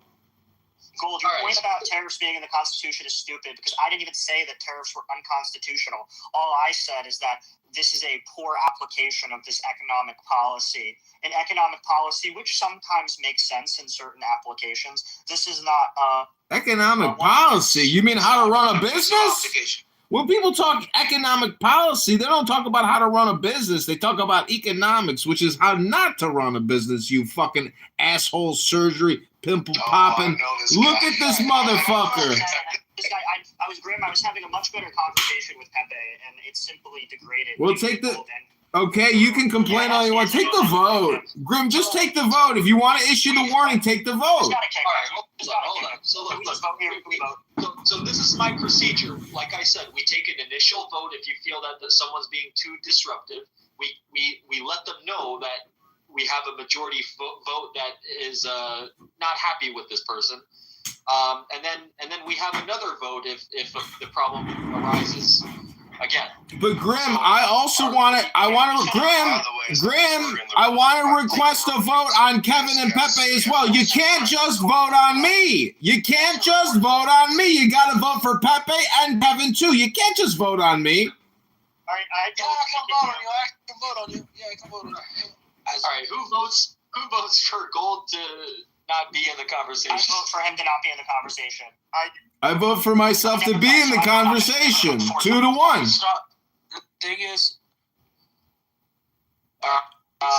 it's the Green Saharan and RS. What do you guys? Don't forget, we got to vote on Kevin and Pepe. Get him out, then it's up to y'all. Y'all can go ahead.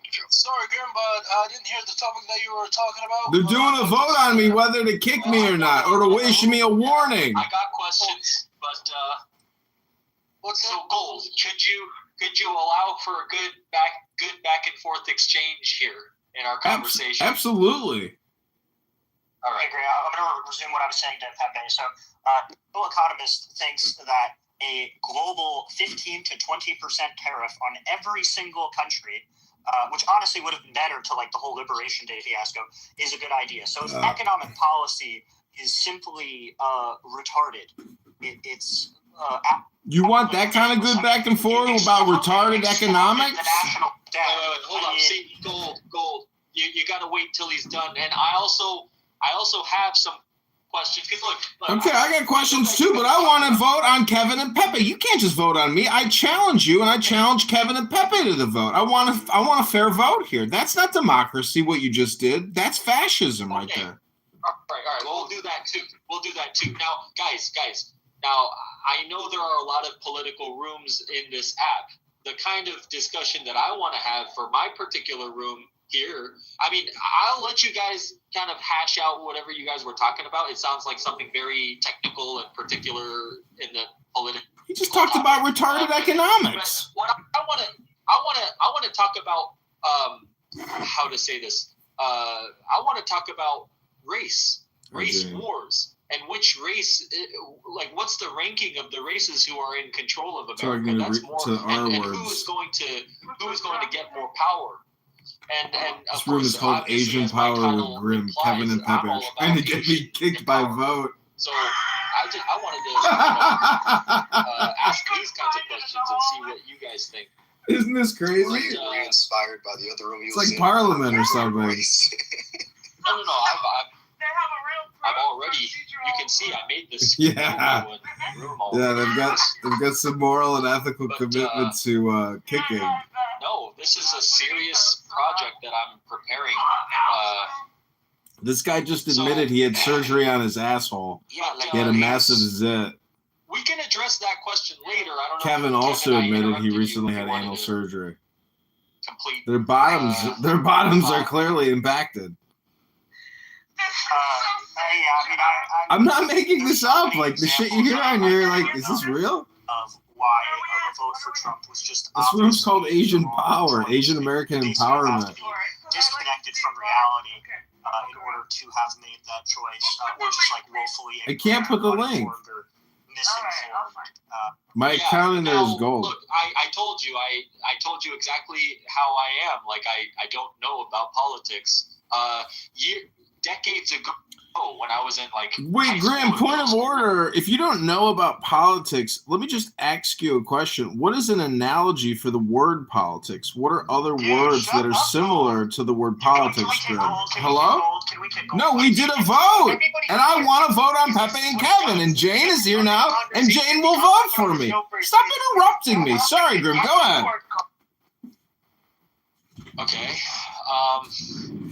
Look, you gotta let me. You gotta let everybody. I mean, not you. Everybody has to let everybody finish what they gotta say. So, look, I knew Donald Trump decades before anyone had any idea he would run for president. I read his books. He wrote a couple books. The Art of the Deal. He didn't write anything. They're all ghostwritten. All right. Well, you know what? Anyway, I read his books. You think he can write? Have you seen how he tweets? Okay. I know that guy, his ghostwriter. But yes, again, I voted for him mostly, out of ignorance then. Why did you vote for him out of ignorance? I voted for him for the same reason why Michael Moore said that this is going to be the biggest fuck you to the establishment of all time. And I still believe that to this day. He is the opposite of the left, the opposite of woke. And that's what I want in the presidency, because that's our biggest problem. Guys like Kevin and Pepe, who are neo-anarchist or liberal socialist Democrats. Pepe presents himself like he's a conservative. He's just a Democrat. And Kevin's just a Democrat. A fucking conservative faggot. Shut up. But you just said neo. Did you just call me an F word? I'm reporting you. I'm not an F word, and I'm reporting you for calling me an F word. That's profanity. I'm reporting you. Okay. Hey, Gold, are you? Do you mind if I ask you what your ethnicity is? Like. Yeah, sure. Go ahead. I mean, are you white or black or? Well, my father, he is Eastern European, Jewish, Ukrainian, Russian, and my mother's German and English. What are you, Dr. Grimm?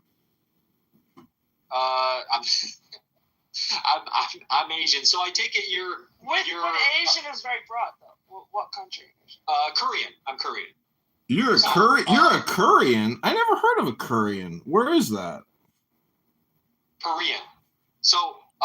You say Korean or Korean? I never heard of the country Korean.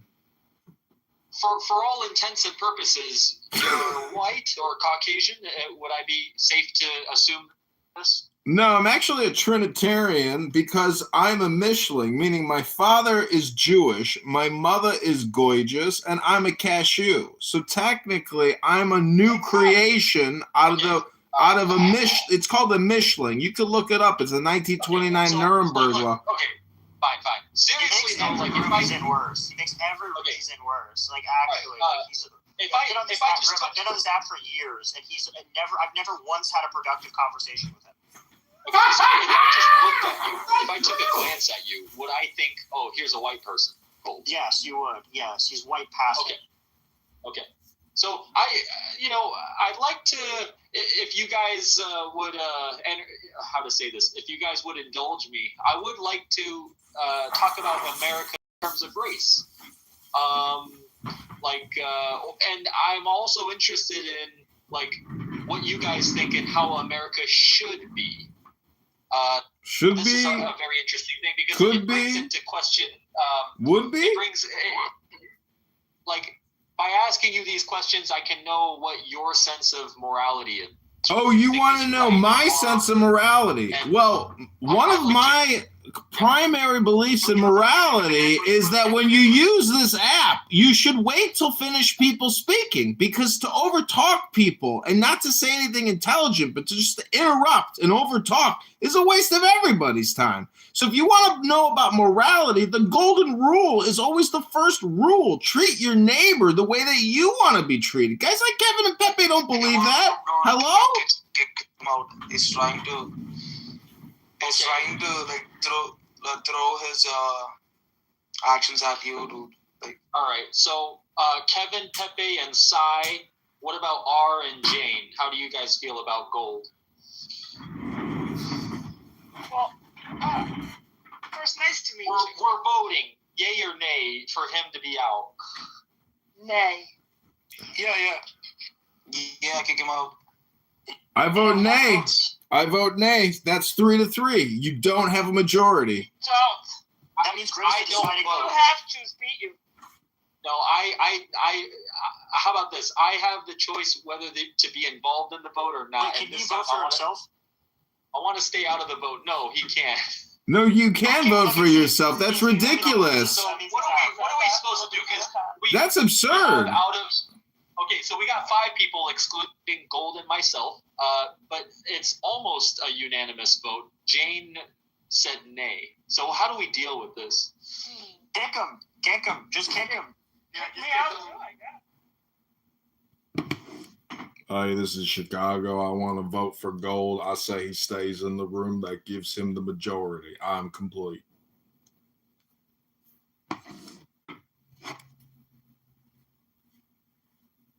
I really want to have this be like a You thought can't have a good conversation with him. I will. If you kick him out, your thought experiment will happen, and we'll have a very fun conversation. Yeah, I'm just telling, dude. I'm like an OG on this app. Like, we've been on here for years. Anybody who knows who he is. This is all he does. He'll do it.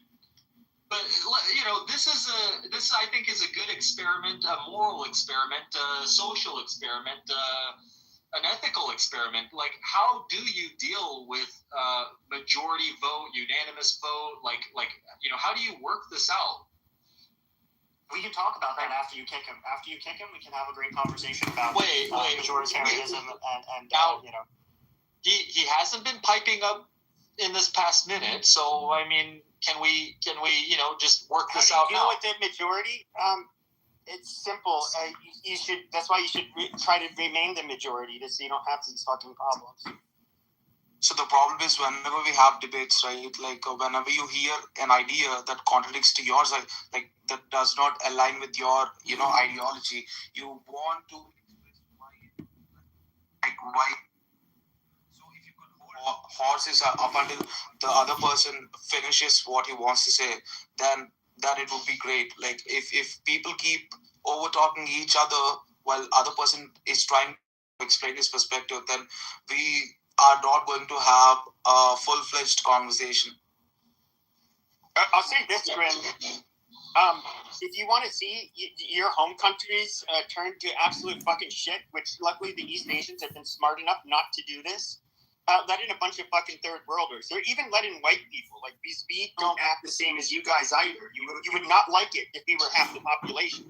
Grim sounds American to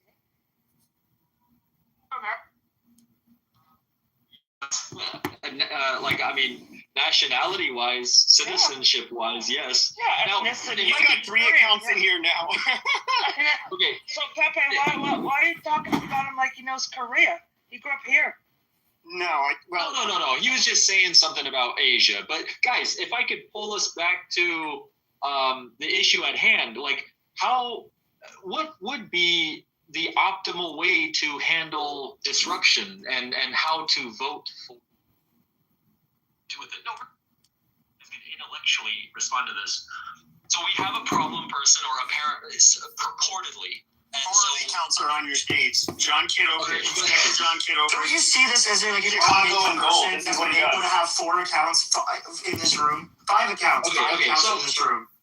All right. So I would say you have to analysis.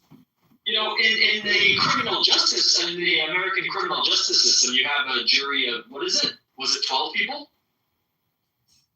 12 of your peers, but if you look at his profile, Right. it all says But in that case, JohnMayer.com or ChicagoMayor.com. You can look at them all. It's all him.